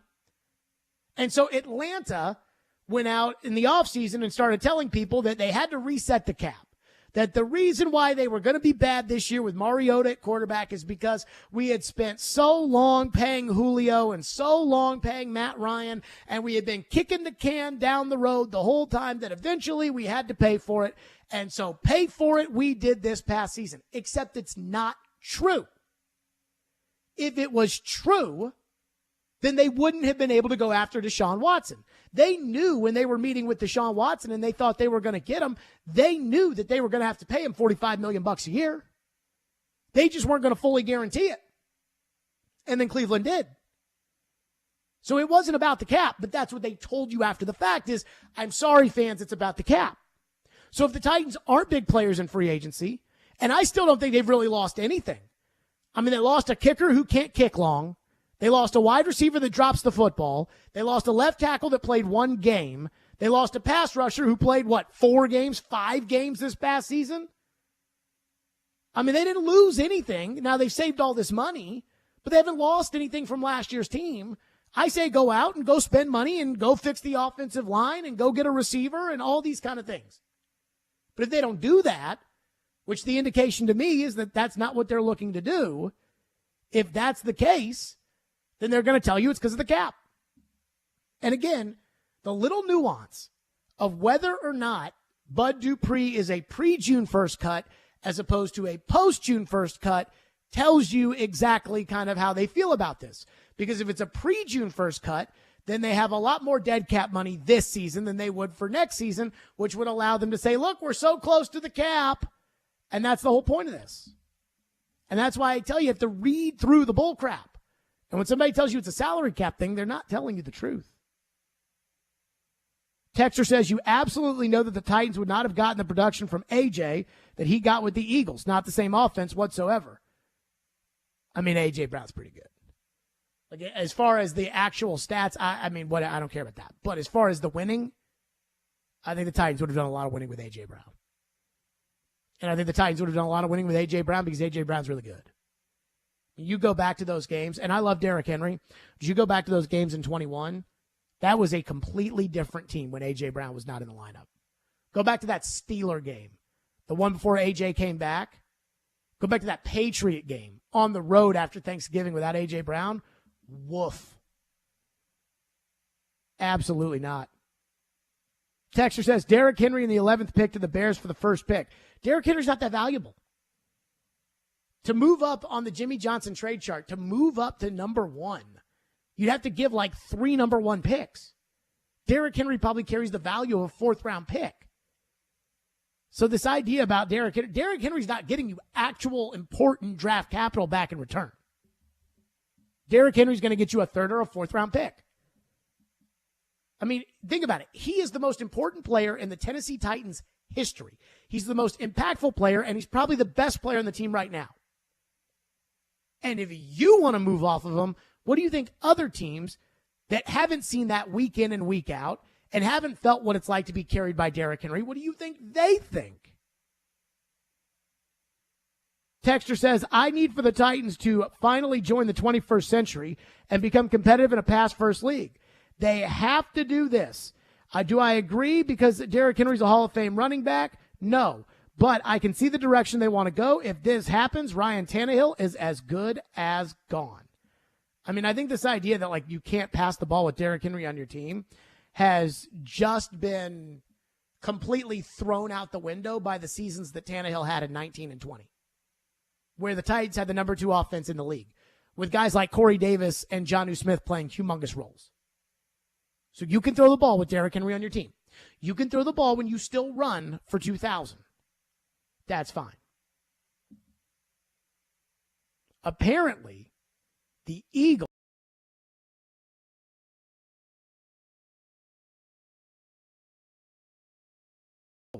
615-737-1025 is our phone number. Quick little Titans breather. I did go to the Vandy game on Saturday night against Mississippi State. And let me say this. The bubble is going to be ridiculous this week in Nashville. We'll get to that coming up next. Stillman and Company right here, 102.5, 106.3 The Game. Every Wednesday at 8:30. Come on. Join Robbie and Rexroad for The Choice is Yours. 2 sports questions, 2 non-sports questions. They'll answer a couple of questions about life and sports. The Choice is Yours is built by Jarrett Companies. You have a choice. So when you have a need for site and utility work, fire protection, concrete and asphalt services, the choice is simple. It's Jarrett Companies. For more, visit JarrettCompaniesInc.com. The Choice is Yours. Wednesdays at 8:30 on 102.5 and 106.3 The Game and the Game Nashville app. Your chance to get that rare, hard-to-find luxury pre-owned Rolex timepiece is here at Genesis Diamonds. This Thursday, Friday, and Saturday, Genesis is hosting an epic pre-owned luxury Rolex event featuring a stunning new selection of these hard-to-find watches. Hulks, Submariners, Daytonas, Pepsis, Batmans, all the hottest models that people wait years for. These are carefully chosen timepieces in pristine condition. It's time to treat yourself for something great. And listen to this. With the purchase of any luxury pre-owned Rolex at this event, Genesis will give you a beautiful pair of 2-carat lab-grown diamond stud earrings of the highest quality free. That's a $6,000 value. Also for this event, our pre-owned Rolex buyers are on site offering top dollar for your Rolex. Come see the largest selection of luxury pre-owned Rolex watches in the state and take advantage of our special financing and get a 2-carat lab-grown pair of diamond stud earrings of the highest quality valued at $6,000 absolutely free. This Thursday, Friday, and Saturday only, and only at Genesis Diamonds, your home for luxury pre-owned Rolexes. Green Hills and Cool Spring. While supplies last, see store for details. At the law office of Amanda J. Gentry, we are committed to defending your rights. Being arrested doesn't have to be the worst day of your life. Being served with custody paperwork doesn't have to be the worst day of your life. It may feel that way, but if you have Amanda J. Gentry representing you, you can feel confident that you're going to have the best quality representation in all of Middle Tennessee. Amanda J. Gentry goes wherever justice demands. 615-604-6263. AmandaJGentry.com. Yes! Hey, Jim, everything okay? Did you see that catch? No. Yeah, I'm happy about the touchdown. It's just things are kind of off with me and Tiffany. Hey, what's going on? It's a little embarrassing, but I'm not making it happen in the bedroom. I don't know what's going on with me. And now Tiffany's upset. She thinks I'm not attracted to her anymore. Hey, I had the same problem. But man, I found a secret. Oh, yeah? I started going to the Tennessee Men's Clinic for treatments, and boom, our sex life improved. Plus, I started taking testosterone, and I've got loads more energy. Tell me more. Maybe it'll work for me. The people at Tennessee Men's Clinic are low testosterone and ED specialists with multiple treatment options. It definitely helped me. And I got to tell you, now I can go the distance every time. Heather says I'm better than ever. Hey, I'm in. What's their contact info? You can book appointments online or just give them a call. Great. Thanks, man. Hey, could you move away from the TV? You can't see. Your first visit to the Tennessee Men's Clinic is only $99. Book your appointment today. Call 615-208-9090 or book online at TennesseeMen'sClinic.com. Visit our website to learn more, including side effects, treatments extra. Results vary. When looking to buy or sell a new home, economy comes into play, right? Hey, it's Withrow. Hunter, Richard, and the crew at Regal Realty Group are in the know about the housing market. Rates have started going back down and are more feasible, and Nashville is on the upswing again. The Regal Realty Group team can help you from contract to closing and everything in between. Their in-house title company, Monarch, will even come to wherever you are to close. These days, it's all about convenience, and Regal Realty Group makes it so convenient. Give them a call at 866-OUTKICK and let them get to work for you. The sports talk doesn't end on Friday. Join Michelle Knezovic and Junie Riddle for Michelle and Junie. As long as he wants to coach there, he will be able to coach there. I think that really did save the hope of this team. Michelle and Junie, presented by Superbook Sports, every Saturday morning at 9 on 102.5 and 106.3 The Game and the Game Nashville app. You're listening to Stillman and Company, presented by TriStar Moving on 102.5 and 106.3 The Game and the Game Nashville app. That was just a great game. That was a great environment against a tough team. I thought our guys, great night for our seniors that came out, all of them. I thought they all performed well. Would love to have had Lim be a part of it, but I thought they all rallied together and got this win for them. So I know he's excited, but it was just a great energy in that building tonight, and I thought our fans showed up and showed out, and they definitely helped propel us across the finish line tonight. But these two guys were a huge part of tonight's win, and I'll let you chat with them now. Jerry Stackhouse, Vanderbilt beats Mississippi State. I went to the game on Saturday. Let me say this. I decided to go to the Vandy game, and it was so easy. I pulled right in. I got right into the arena. I got right to the seats. I mean, I left my house 15 minutes before tip-off, and I got in during the national anthem. And so that was great. Now, Vanderbilt is going to have to get with the times, and this was their last game this season. So enhance the cell phone service inside the arena and maybe take out those seats, too, and get some new seats in there. But other than that, great experience. The game was fun. And I think this was the first basketball game I went to this year. But the reason why I wanted to go was because it was two teams on the bubble. You know, when you've got teams that are already going to make the tournament and they already know it, it's just, you know, if they win this, they might go from a 5 seed to a 4 seed. And if they lose this, they may drop from a 3 seed to a 4 seed. I'm not sure I really care about all that, especially this year where the tournament is wide freaking open. Having a 1 seed compared to a 2 seed may not be that big of a deal. I mean, even Alabama, who was the number 1 overall team in the tournament, according to the reveal a couple of weeks ago, Alabama just lost to Texas A&M.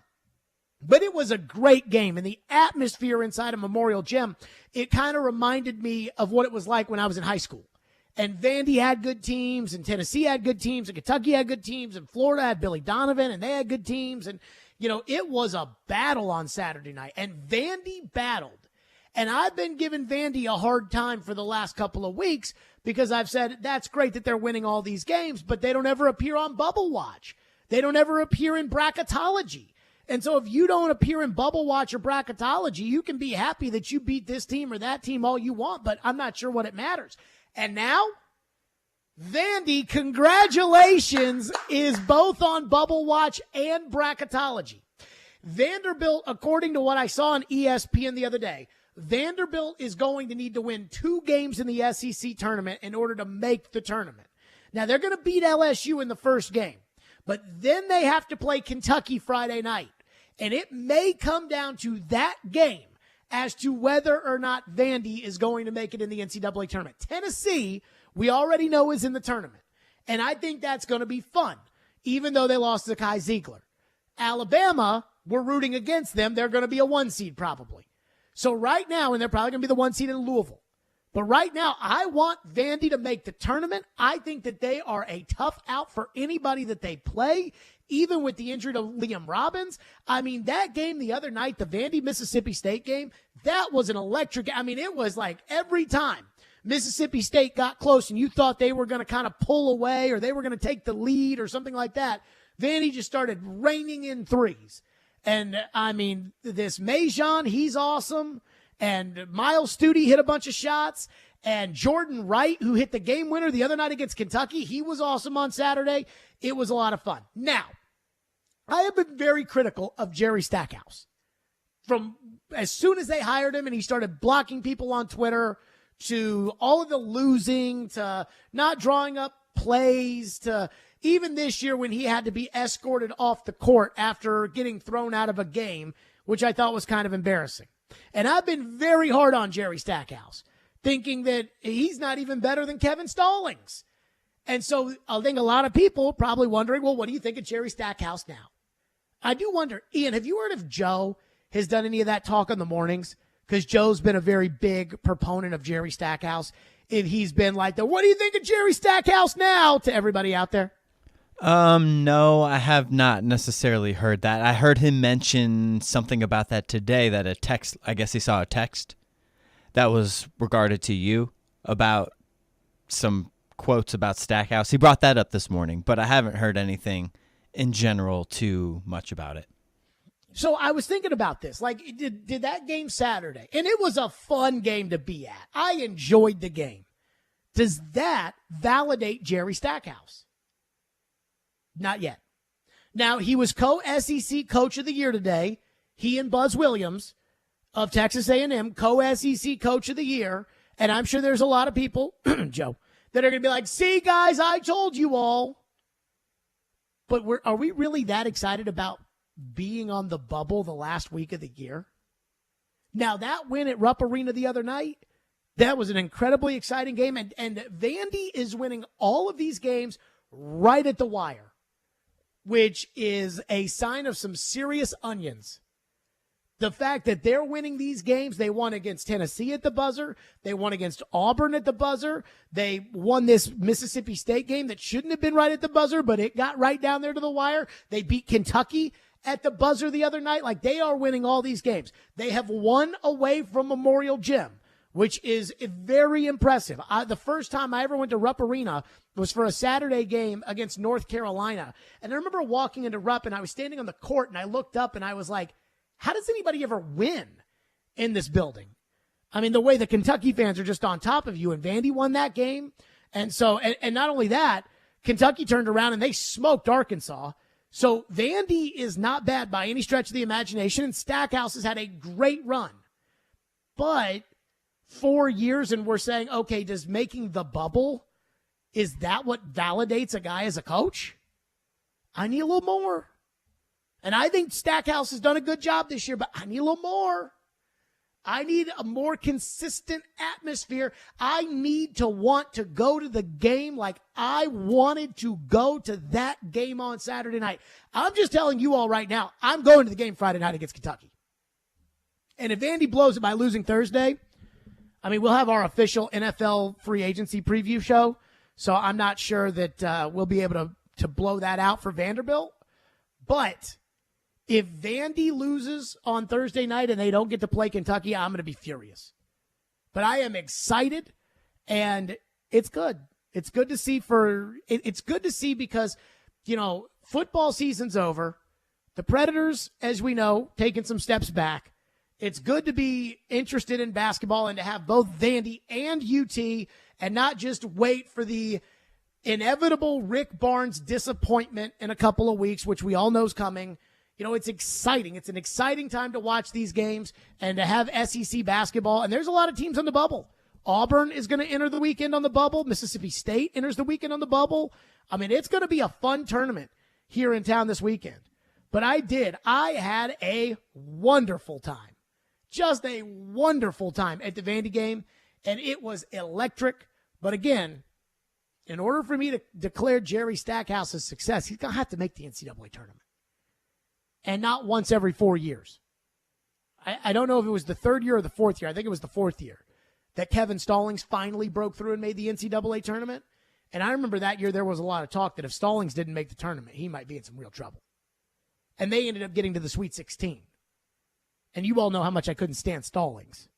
So I'm going to need a little bit more from Jerry Stackhouse. But congratulations to Jerry Stackhouse on SEC Coach of the Year. Congratulations to Vandy on what it is that they've got as a team. Now, the one thing I do hate about college basketball is when I was a kid, you could have a team, like let's say this Vandy team, that wouldn't make it to the tournament, but they got real hot at the end of the year, and you could start to see the guys develop, and you knew that most of those guys would be coming back the next year. But now, I mean, these college basketball teams, they're completely different teams from one season to the next. So I don't know, what that'll look like next year. And even when I'm like, oh, this guy's a sophomore, he'll be back. And then all of a sudden, he transfers.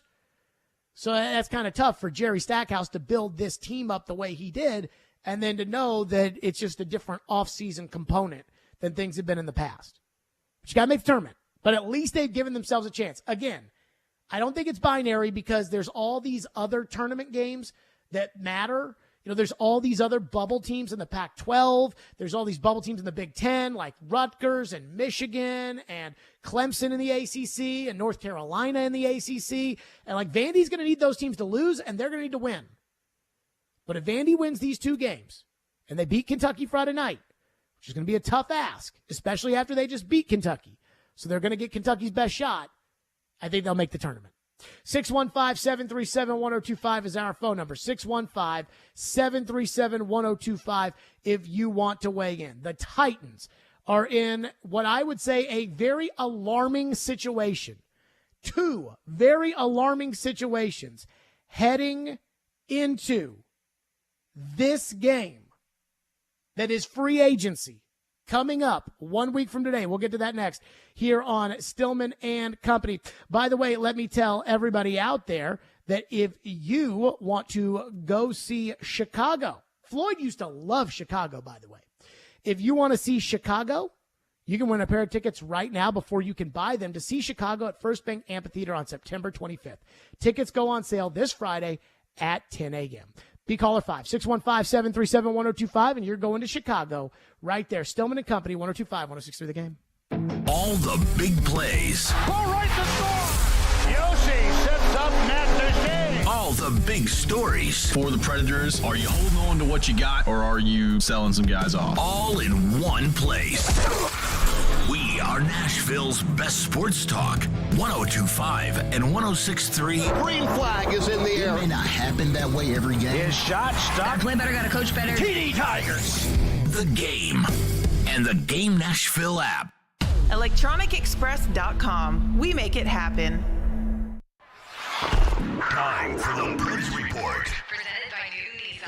In the first game after the trade deadline, the Predators continued their road trip and are now 2-0 to start the 6-game trip, with Tyson Barrie, newly acquired, scoring the game-winning goal in Chicago. Blackhawks only come to Nashville once this year. Will come in a couple weeks on a Thursday night, and a tip-in goal. Tyson Barrie shot it from the point. It broke a Blackhawks stick and went in. Tyson Barrie has his first goal in gold. 2-1 Preds, 7:52 left in the second. Preds beat the Blackhawks 3-1. Game 3 of the continent-wide road trip is tonight at 9:30 in Vancouver. All the best car deals in Smashville start at Newton Nissan. Visit them at Newton Nissan of Gallatin or Newton Nissan South in Shelbyville. This is Nashville's best sports talk. ESPN 102.5 The Game. The team at Mercedes-Benz of Music City have done it again. Here's Edwin Vickery to explain. 4-time recipient of Best of the Best. Less than 10% of the dealers in the country receive this award. How did you do it? We say culture, eat strategy for lunch, because we can strategize all we want, but unless you have the right culture and chemistry in the dealership, it will not work. Live the dream at Mercedes-Benz of Music City, mbofmc.com. Hey, it's John Tesh. You know, we've all felt the impact of inflation on everything from food to housing to gas. But most people don't realize the cost of your home and auto insurance is also likely to go up. With the rising cost of building materials, car parts, and labor, even the insurance companies are taking a hit, which means you will too. So if you're working with a company that only has one option and not a company that shops multiple carriers to find the best deal, you're wasting your money. It's why you should be working with Zander Insurance. They represent over 24 top insurance companies that are competing for your business, meaning you get the right home and auto coverage at the lowest prices this year and every year. And Zander's service can't be beat, I know from experience. Just check out their reviews. Saving money has to be a priority these days. Go to Zander.com or call 800-356-4282 and find out how much you can save. You'll see why over 500,000 families trust Zander. When you want live and local. If they were just better at the offensive line. You can be a contender in the AFC again. They've had more winning seasons than not. 102.5 and 106.3 The Game has you covered. Looking for some national programming? Why do I want to get a running back like that 5 more years? The AFC now is so deep at quarterback. Check out 94.9 The Fan. Nashville's home for all things sports is 102.5 and 106.3 The Game and 94.9 The Fan. Now, your Game Center update.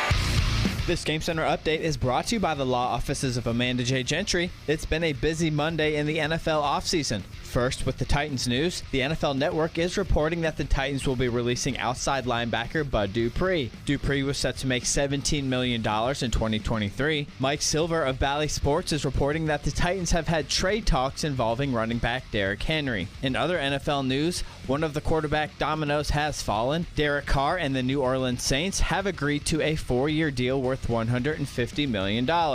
In some franchise tag news, the Jacksonville Jaguars are tagging tight end Evan Ingram, and the Cowboys are tagging running back Tony Pollard. The Nashville Predators are back in action tonight as they are in Vancouver taking on the Canucks. The team recalled forward Michael McCarron this afternoon from AHL Milwaukee. The Preds are still 6 points out of the final playoff spot. It's a late one tonight with puck drop at 9:30 and pregame at 8:30 right here on the Preds Radio Network. And in some college hoops news, Vanderbilt head coach Jerry Stackhouse was named co-SEC Coach of the Year, along with Buzz Williams of Texas A&M, and Vandy big man Liam Robbins was named SEC Defensive Player of the Year. This update is brought to you by the law offices of Amanda J. Gentry. I'm Ian Safar for 102.5 and 106.3 The Game. For more, follow us on Twitter at 1025 The Game or visit thegamenashville.com.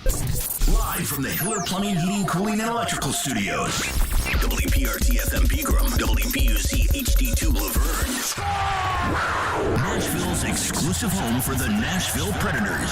102.5 and 106.3. A gunny performance. Do your job. And the Tigers regain the lead. The Game. A Cromwell Media Station. Where you have a voice. He had a competent coaching staff. You just play terrible and you keep playing. And we have strong opinions. What a whiny freaking crybaby response. This is Stillman and Company with Jared Stillman. Presented by TriStar Moving on Nashville's best sports talk, 102.5 and 106.3 The Game and the Game Nashville app. Stillman and Company is delivered by TriStar Moving, 102.5, 106.3 The Game, streaming live on Twitter, Twitch, YouTube, and Facebook Live. Thanks to Superbook Sports Live from the Hiller Plumbing, Heating, Cooling, and Electrical Studios. I'm in a good mood, Ian. I got a little bit of a taste of that during the break there. Did that pop into your ear when I screamed my excitement? Not too badly. So according to Jordan Schultz, who actually came on our show at the Super Bowl, Jordan Schultz is reporting Geno Smith, 3 years and $105 million, $35 million a season for Geno Smith as quarterback of the Seattle Seahawks. So you think Tannehill makes too much money at $27 million. Derek Carr is signing for $37.5. Geno Smith just signed for $35 million. You think that your quarterback's too expensive. Geno Smith is 35. Geno Smith is $8 million more than your quarterback. Now, the reason why I'm excited about this is because I had a bet with somebody from the Super Bowl in the league that a steakhouse by my house was on the line, and it was over under $30 million for Geno, and I took the over, so that's why I got really excited. Now, here's the other part. Is there was a wine part of this bet too, Ian. So that makes it extra pricey. So here was the wine part of it. If it was over 35, then the wine was on the person I bet with. And if it was under 25, then I had to buy the wine too. Mm-hmm. Well, it's 35 on the dot. On the dot, yes. So what do we make of that?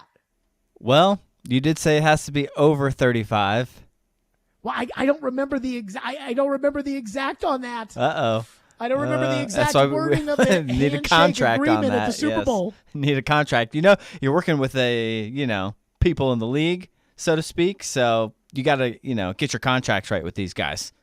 That is true. And let me just say, it's not somebody who's currently in the league. So if there's a gambling element of it, don't worry about that. It's on the up and up. But $35 million for Geno Smith. Wow.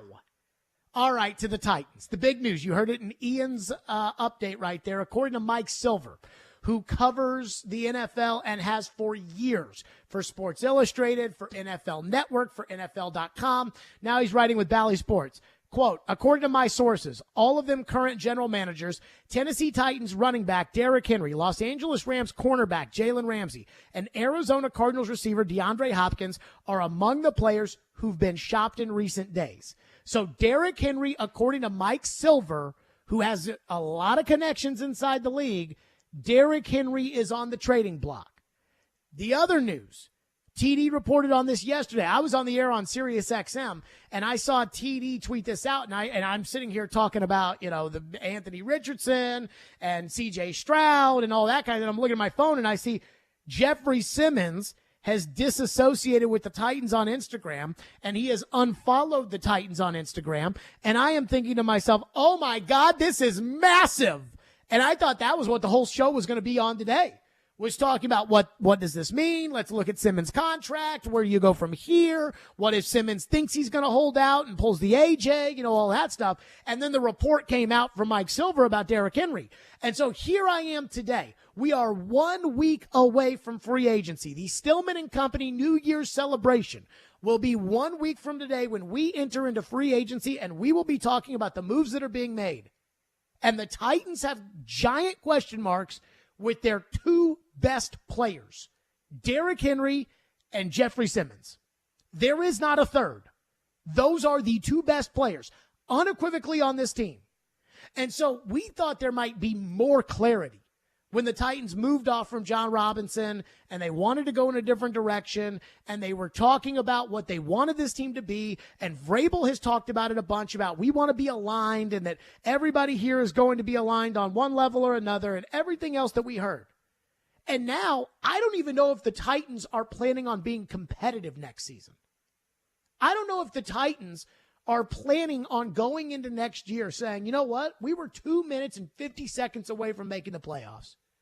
We've got good young players on our team that if we can coach up and take another step with Chigakonkwo and we can take another step with Treylon Burks and we can stay healthy on our new field turf with our quarterback who is criminally underpaid at $27 million a year now that Geno Smith is getting $35 million a year.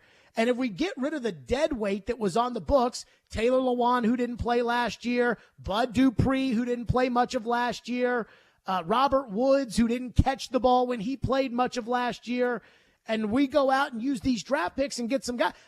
I'm thinking the Titans' plan is this team's going to be competitive next year.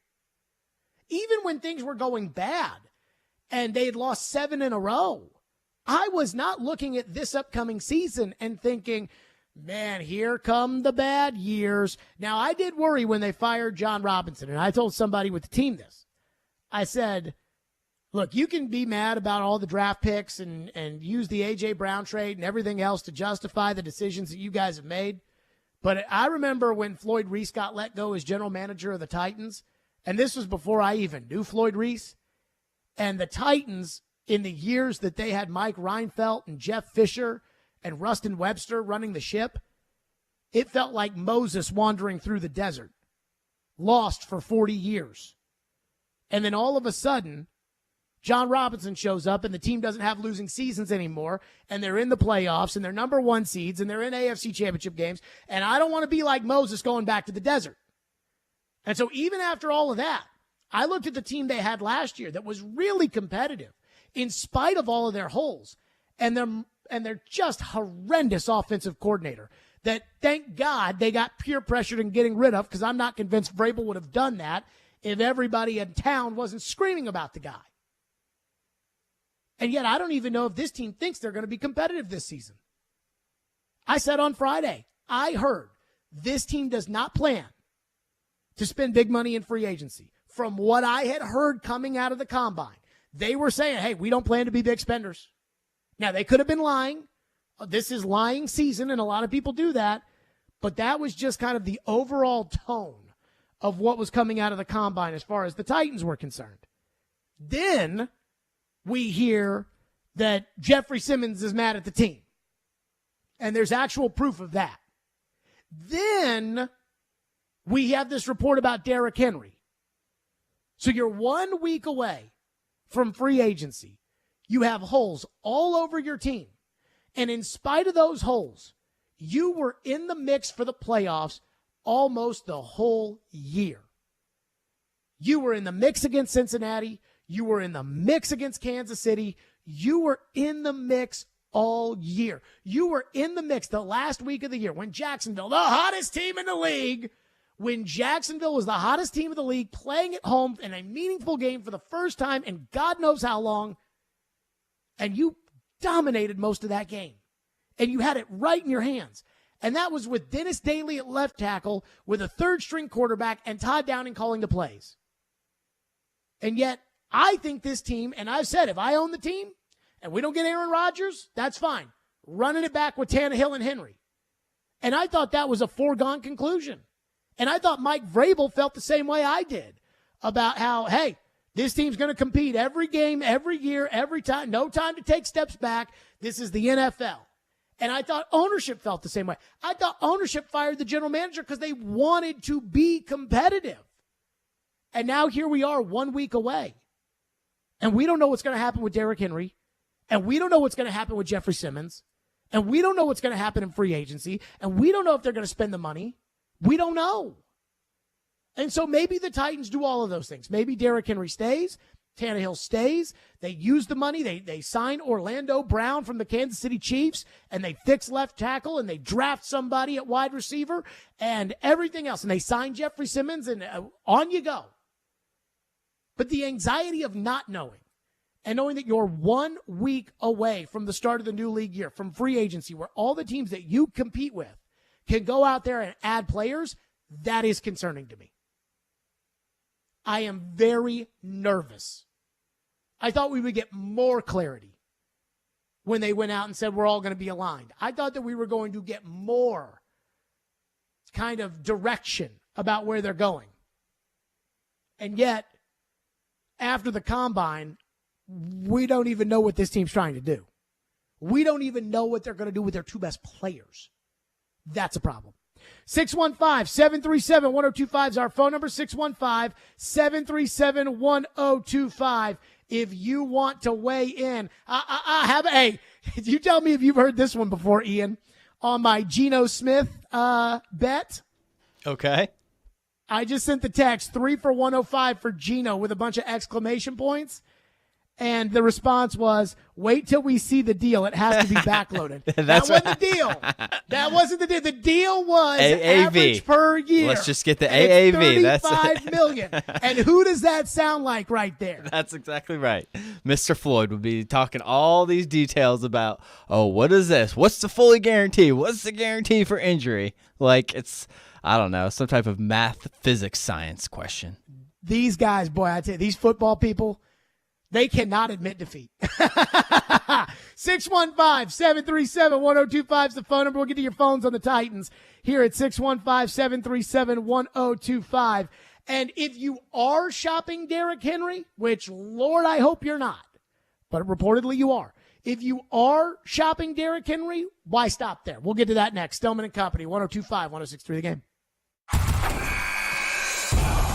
Your home for MTSU basketball is 94.9 The Fan. 3 ball, yes sir! All the big shots and moments live here. MTSU basketball is on a station built for you. 94.9 The Fan. Imagine yourself in a new Toyota, like the aggressively sophisticated Toyota Highlander, with room for up to 8 and the most advanced safety features. Now through April 4th, you can get low 3.99 APR financing on a new 23 Highlander. With approved credit through TFS, excludes hybrids, and every new Toyota comes with 2 years no-cost maintenance included. Get complete details at buyatoyota.com. Ready, set, go get your Toyota today. Toyota, let's go places. What if you could be credit card debt-free in 10 days and save as much as $1,000 a month? Loan Pronto's all-new Express Equity Line of Credit program is just what you need. Hey, Willie Donick here. You don't have to do a full home refi. You can tap a small portion of the equity you have and enjoy a super low monthly payment. With Loan Pronto's Express Equity Credit Line, you can close in 7 to 10 days. And a $50,000 loan would only cost you around $400 a month. It's that money to pay off high-interest credit cards or do a home improvement. You can access up to 90% of your home's equity, and 9 out of 10 homeowners won't even need an appraisal. Even if you did a total refi recently or just bought your home, you can tap the equity with this fast, easy program. Stop the madness and say no to 24% interest fees. Call Loan Pronto today. 615-499-5780. That's 615-499-5780 or go to loanpronto.com. Equal housing lender, NMLS 166-1781, subject to lender approval. If you missed the latest from Stillman and Company. But if you're trading Jeffrey Simmons and you're trading all these assets to move up to number one, it better not be I think we can win. It better be we are going to win. I know the Andrew Luck thing didn't play out the way people wanted it to because Indianapolis got him killed. But when Jim Irsay said that they were releasing Peyton Manning in order to draft Andrew Luck, he talked about how it was about winning championships. And at that time, he was right. Andrew Luck was everything he was billed to be. He just got hurt. and he didn't have the longevity of becoming that superstar. But that's exactly what this better be. If you're moving up for Bryce Young, and you're not moving up from 2 like the Texans, you're moving up from 11, they better have the same grades that Andrew Luck had coming out, the same grades that Peyton Manning had coming out of Tennessee. Stillman and Company, weekdays from 2 to 6 on 102.5 and 106.3 The Game and the Game Nashville app. Adult education in Tennessee. It's more than just a diploma. It's a path to a better life. It's a way to help you communicate more effectively. From high school equivalency classes and testing to English as a second language and college prep courses, there's no shortage of opportunities to enhance the lives of you and your family. Adult education in Tennessee. It's more than just a diploma. Go to tnworkready.com to unlock your maximum potential. Brought to you by Tennessee Adult Education, the Tennessee Association of Broadcasters, and this station. Want to weigh in on the conversation? It's a brain booster. Slide into our DMs. Or just text or call at 615-737-1025. Our phone line is driven by WilsonCountyHyundai.com. Strong opinions and a strong personality on your drive home. This is Stillman and Company, presented by TriStar Moving on 102.5 and 106.3 The Game and the Game Nashville app. Your mindset might build around Ryan, be as good as possible around Ryan with the offense, or would you be open to possibly if a quarterback in this draft blows you away and drafting? I am going to say this for every player. I'm as open to adding great players to our roster, whether that's at quarterback, that's at running back, that's at defensive line, corner. You know, I do believe that we have, you know, we've got some needs and some holes. I've told you that. I've asked them to look for players that have an element of speed, violence, and versatility, and that's what I want to look for. And look for offensive linemen that can protect the quarterback. You know, whether that's Ryan, whether that's Malik, that's Josh Dobbs, whoever that may end up being. Those are things that, you know, we have to do a better job at. Better not be Malik Willis next year starting at quarterback for the Titans. But I do ask the question. As far as Derrick Henry being shopped, and according to Mike Silver of Valley Sports, that is what is happening. The Titans, according to Mike Silver sources, all of them current NFL general managers, Titans running back Derrick Henry is among the players who have been shopped in recent days. If you're going to shop Derrick Henry, I am convinced of the fact that what that means is we don't plan to compete this season. You are waving the white flag on this season, the 2023 season. You are waving that white flag if you decide not to keep Derrick Henry, if you move off of him. Well, if that's the case, why keep Ryan Tannehill around? Because Ryan Tannehill's only got one more year left on his deal, and Geno Smith just signed for $35 million a season. Derek Carr just signed reportedly for $37.5.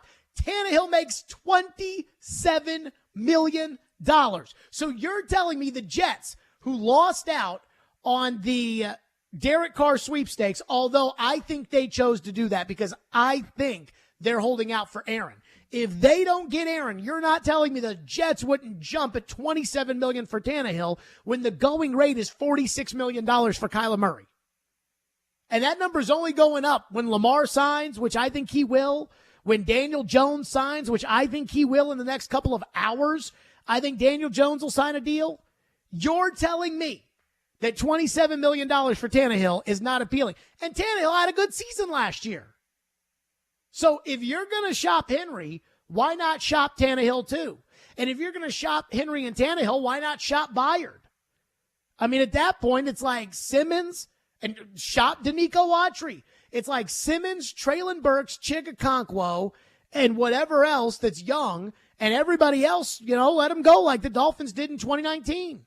Where the Dolphins said, okay, we're tearing it down. Goodbye to the running backs. Goodbye to Tannehill. Goodbye to Jarvis Landry. Goodbye to Kenny Stills. Goodbye to everybody. And then finally, Laramie Tunsil and Minkah Fitzpatrick are like, we don't want to be here anymore. This team sucks. So if you're going to do that, if you're really shopping Henry, why don't you shop everybody, especially Tannehill? And Tannehill at $27 million. Goodness gracious. It's amazing to me that when Tannehill came here, that he took a pay cut from $17 million to $7 million, $5 million of which the Dolphins paid straight up in order to get a fourth-round pick because they were going to have to cut him before the next day. And now $27 million is not enough for Ryan Tannehill. Again, he's averaging 29.5. Geno freaking Smith is averaging $35 million. Geno Smith. Wow. Gosh. Did anybody play their hand better than the Seattle Seahawks? They had the 5th overall pick in this year's draft. And I guarantee you that $35 million a year for Geno, I guarantee you that it's essentially the franchise tag and 2 options for Seattle, if I had to guess. I think it was $52 million this year, front-loaded. God, $52 million? Mm-hmm. That's what, according to I guess it was Rap Sheet or maybe it was Schefter. I can't remember. I think Schefter put that out there. $52 million. Wow.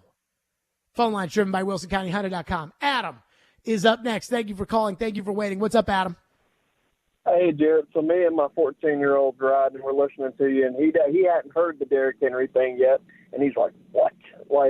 And this is what it reminds me of. So that's the age where I really started loving football, and that's all he knows about the Titans is, like, did they have Derrick Henry? They're awesome.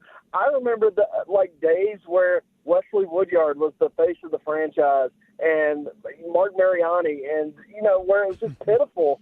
And it's a business, right? So if I'm a season ticket member and I'm renewing, how are you selling me by telling me you're going to sell the best player that's ever put on a Titan uniform?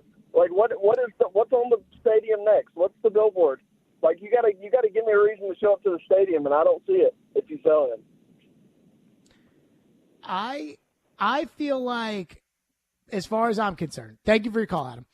As far as like the fan and the love of Derrick Henry, I think that plays a part in this. I mean, I don't think the Titans can ignore that. I don't think Rand Carthon and Mike Vrabel can sit there and say, and Vrabel, even though I think deep down inside, like Vrabel kind of resents Belichick a little bit, I think there's a lot of things in which he emulates Vrabel. I don't think that you can approach this the way that, say, Bill Belichick approached his relationship with everybody on that team except for Tom Brady. I think that you have to understand that Derrick Henry's not the same. You have to treat him a little differently. And the fact that the fans love Derrick Henry is certainly a part of it, to his point about it being a business. Now, if Derrick Henry was washed up, we'd get it. When the Titans released Eddie George, I was a freshman in high school. It was between my 8th grade and freshman year, and the Titans had been to the playoffs 4 years in a 5-year period, and they had just gone to the divisional round of the playoffs, and they had lost a freaking war of a game with the New England Patriots. And they were always up against the cap, and either I was too naive to know that the cap was fake or the cap back in those days was real, and they had to cut a bunch of guys, and ultimately they had to cut Eddie George. And the next year, they were terrible. They were awful the day Eddie George walked out, but we knew, we understood why they had to move off of Eddie George. We understood that Eddie George wasn't the same player that he was anymore.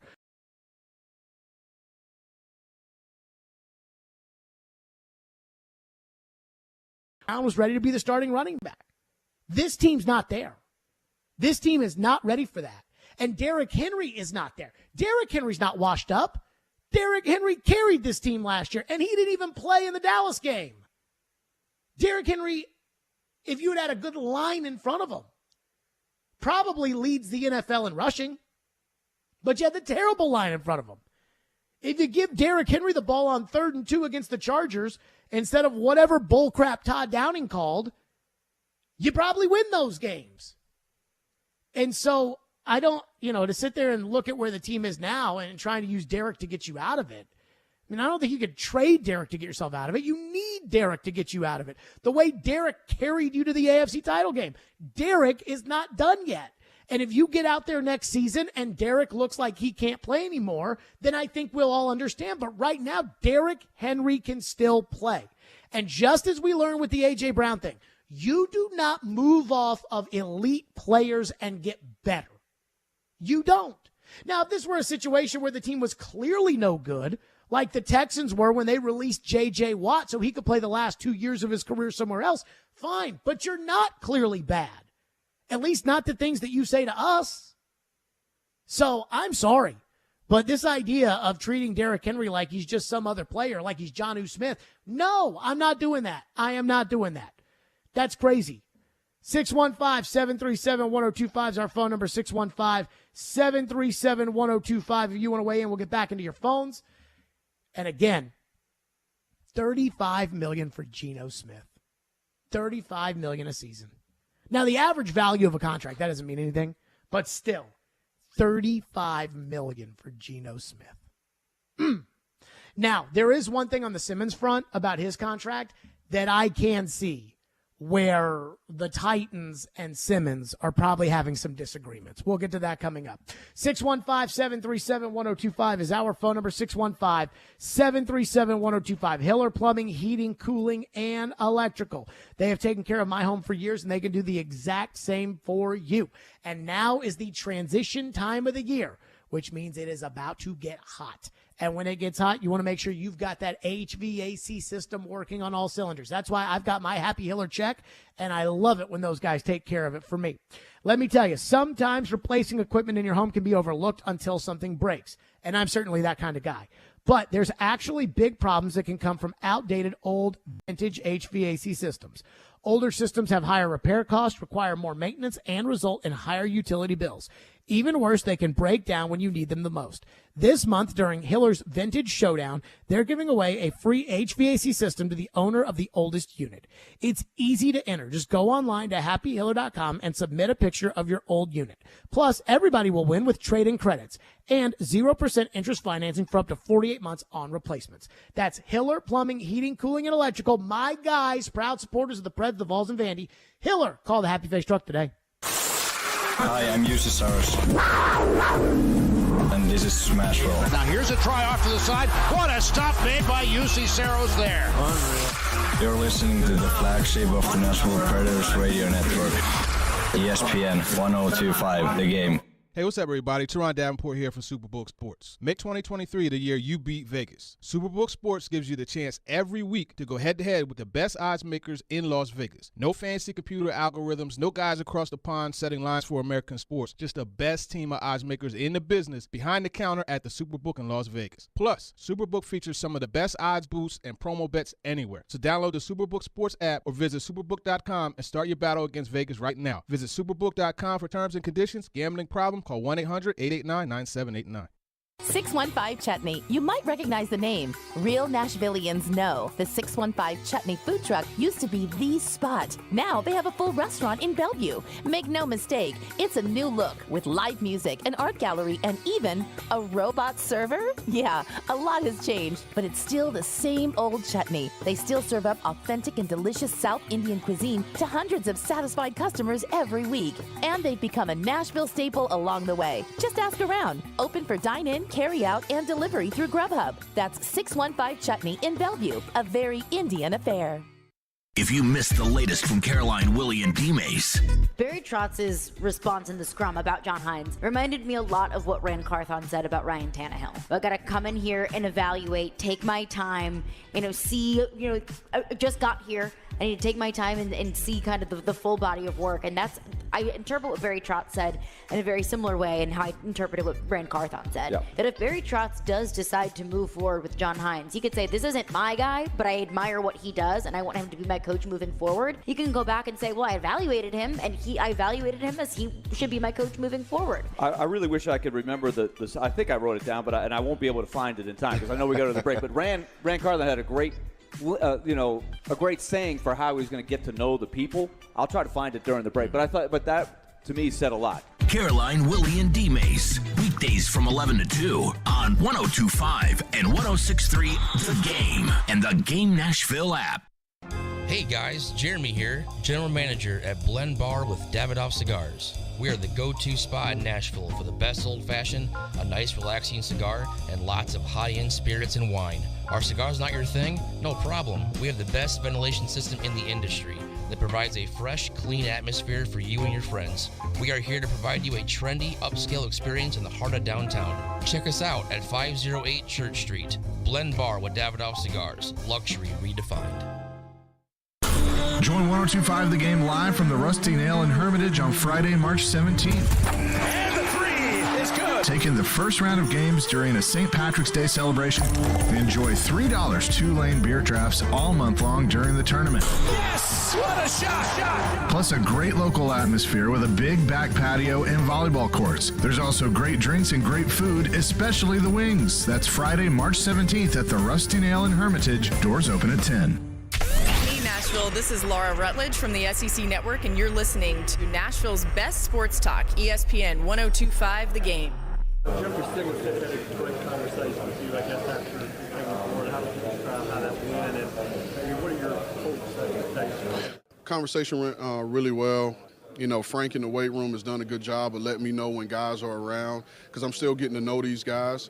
And so I make sure if I know there are players in the building, I go down to the weight room, training room, or locker room where they are just to introduce myself and let them know that my door is open if they want to have further conversation about anything, whatever it is, and they're more than welcome to come in. And Jeffrey was one of the guys that took the invite, and we sat and had a 20-minute, 30-minute conversation, realized we had a lot of people in common.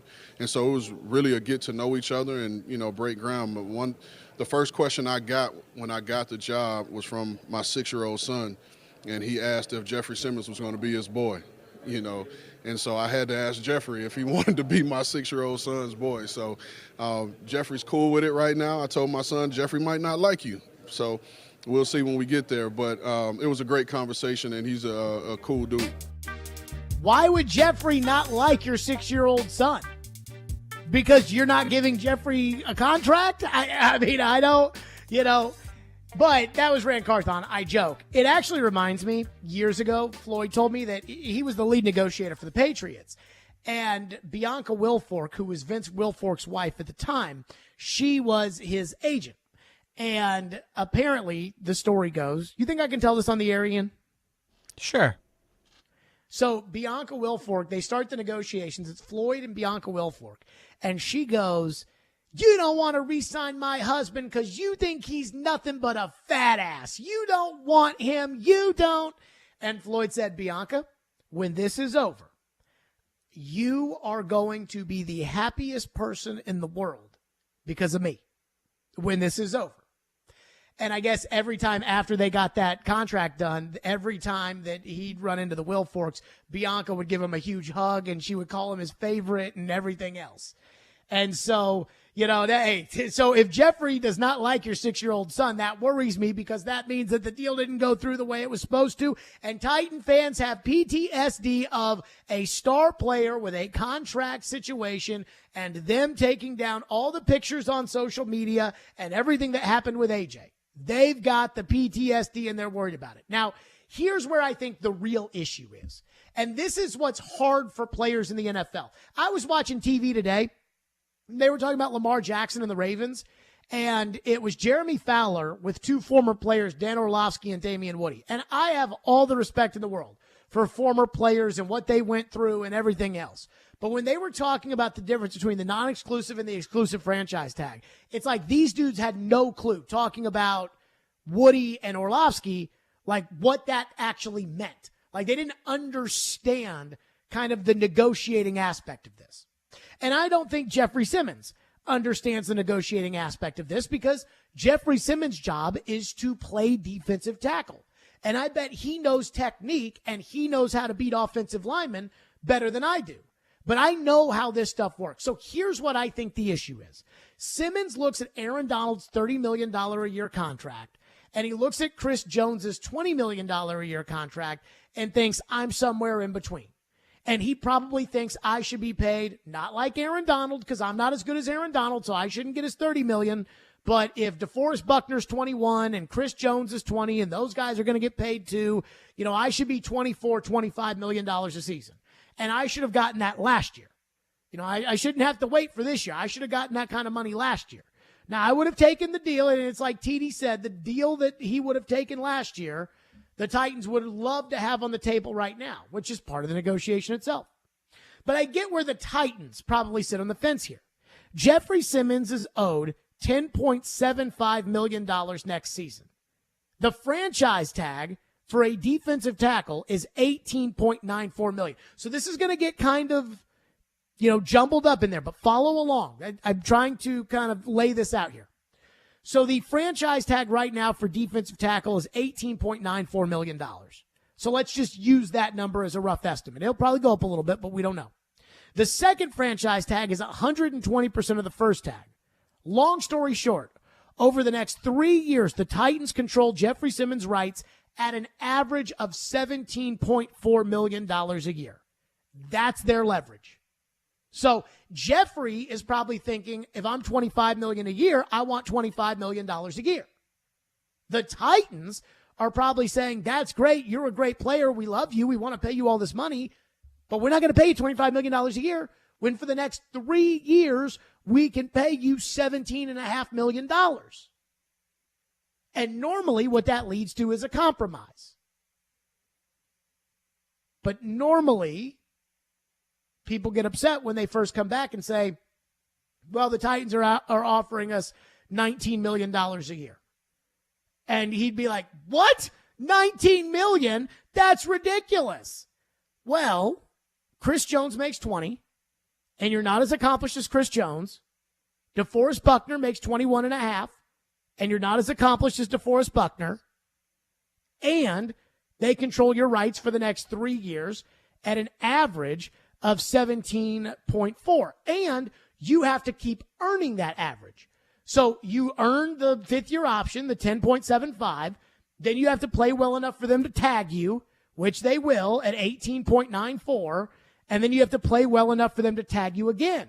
So if you have, knock on wood, a catastrophic injury, there's no guarantee in there, and the Titans are on their merry way. So that's their leverage. Their leverage is they can guarantee you $60 million or $65 million, and you've got that $65 million no matter what. But they're not going to break the bank and give you top of the market money because they're going to try to use their leverage, and that's business, and I get it. But I also can see how a player can be offended by that. And so I think I see the gap right now between the Titans and Simmons. And what I think the gap is ultimately going to be, this is what I think is ultimately going to happen with the Titans. And this is what Floyd used to tell me that mattered to him in negotiations, is he would tell the agent, okay, you get something you want and I get something I want. So if you want to be the highest paid defensive tackle in the league, we can do that, but you're not going to get the most signing bonus. You're not going to get the most guaranteed money. If you want a bunch of money up front, if you want that check today, I'll give it to you, but you're not going to have an inflated salary on the back end. And so for me with Simmons, I think ultimately what's going to happen, and again, Chris Jones and Buckner are in the $20 million a year range. I think what's going to happen is Simmons is probably going to come in somewhere around $22 million a crack at about a $112 million contract, which is going to set a record for the most in the history of the NFL for a defensive tackle, and they'll probably guarantee him $60 million. And that's probably about fair. But if he wants, the Aaron Donald money, that's not going to happen. And I think Chris Jones got $60 million of his $80 million guaranteed up front. So maybe the Titans guarantee 65. And then it's like, okay, here's a record for the most guaranteed money of all time. Here's a record for the biggest contract of all time at $112 million. And it comes out over 5 years, and it would be 5 because I've already got 3 for you. Over 5 years, it comes out to 22.4 or something like that. I hope that wasn't too nerdy, Ian. I hope that wasn't too over the top. No, I think we got it. Okay. But I understand why Simmons would be upset. And I understand why, a lot of times these players are probably bugging these agents all the time of like, where are we, where are we, where are we? And I think sometimes the agents can't tell the player, hey, chill out, be patient, we'll get a deal done. But I do think that's where Simmons should be. Mike Vrabel tried to do that with A.J. Brown. A.J. said that when he did Darren Bates' podcast, that Vrabel told him, like, I've been in the league as a player, I've been in the league as a coach, and I'm telling you, you just have to be patient and it'll get done. And A.J. couldn't stay patient. And I don't think his agent, Tory Dandy, wanted to keep him patient. I think Dandy lied to him, and I think Dandy worked the whole deal the way it was. And I would wonder if Dandy either had some beef with John Robinson or was in cahoots with the Eagles, the way that A.J. told the story. And if you're the Titans, the leverage that you have is you're not going to give into that. Titans and Truths up next, 615-737-1025. What's up, Chris? Jared, my friend, how you been? Good. All right.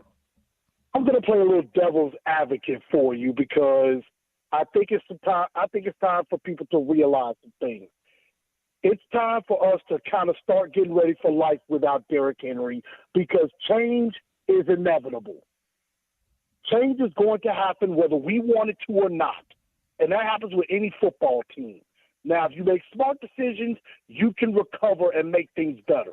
But if I had to choose between Big Jeff or Derrick Henry, I'm going to tell you why I choose Why Big do you have Jeff to choose between the two? How do we get to the you have to choose between the two? Well, the reason I say you have to choose between, and I'm not advocating this to happen, but I'm saying if I got to choose, if it's going to cost me Derrick Henry to make sure Big Jeff is retired, just speculating, I choose Big Jeff. Guys like Big Jeff don't come along every day. So, yeah, he scrapped his social media, and some people might be panicking a little bit. Don't. I think Big Jeff is going to get a deal done. Obviously, Rand has made it a priority. Derrick, on the other hand, as great as he is, and believe me, there are not too many more people that are bigger fans of Derrick Henry than me. However, you got to look at age, wear and tear at some point, and running back is a little bit more replaceable than a big-time elite defensive tackle. I don't understand why I have to compare the two, though. You're telling me that I have to pick one or the other. Why do I have to pick one or the other? Derrick Henry is set to make $10.5 million in salary this year. That's not a lot of money in the NFL. Why do I have to? Geno Smith's going to make $52 million in the first year of cash. Why do I have to get rid of Derrick Henry? Because you can use that capital while he has a little value left. He has a little bit of value left.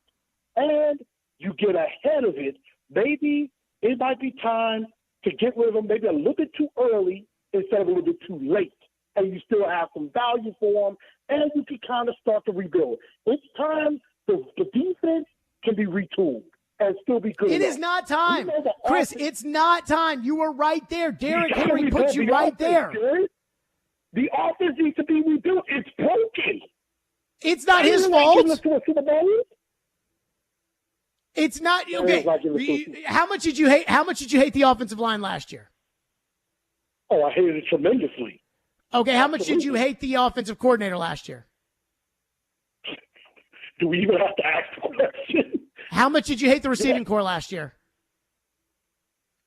Besides Traylon Burks and maybe Chig, yeah, I could use some work. The whole offense. Okay, so do the work. Get a better play caller and run the ball with the same guy that rushed for 1,500 yards last year. For the same guy that carried this team right there against Jacksonville with a third-string quarterback. Thank you for your call, Chris. This is the thing that drives me crazy.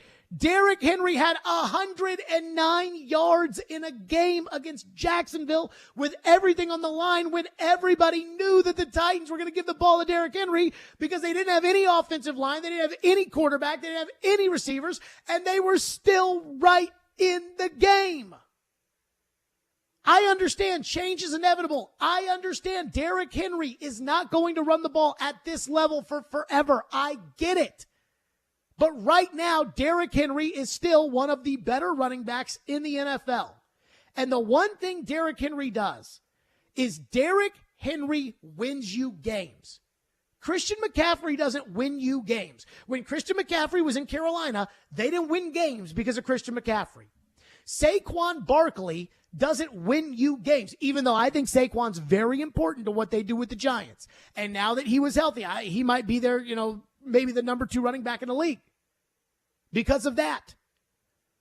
Josh Jacobs won the rushing title. He doesn't win you games. Nick Chubb runs for all those yards. He doesn't win them games. They don't ever win.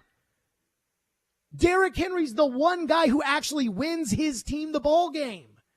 And I know, he doesn't win the game as much as a quarterback does. Got it. But that's why all those guys, Mahomes and Allen, that's why they make $45 and $43 million a year, and Derrick is going to make $10.5 next year because he's not a quarterback. But this idea of like, well, it's just time to move forward. I am telling you, you can fix the defense all you want. If you move off of Derrick Henry, you are closing the window. You wave the white flag, season over. What happened to the Titans, the first group of Titans, the Steve McNair, Eddie George Titans made the playoffs. Eddie George was not the same player anymore at the end. And I say all of this knowing that Derrick is still Derrick Henry right now. Eddie George had the turf toe and the shoulder and everything else, and he was never the same player after that. And so Eddie George was one of the lowest yards per carry guys in the league. And still, they made an AFC championship game, and then they made the divisional round, and they lost to Brady and Belichick by 3 points, and that team went on to win the Super Bowl. And the next year, everybody thought the Titans were going to be fine. They cut Eddie George. They elevated Chris Brown to running back, and they were terrible. Terrible. And then the next year, they were terrible with Steve McNair as the quarterback. Each of the 2 years, they were awful. And nobody thought they would be awful, but they were bad. And then finally, they drafted Vince Young, and they were still bad. And then finally, they made the playoffs again and got bounced in the first round. But all the Eddie George era was over. The Steve McNair era, all those guys.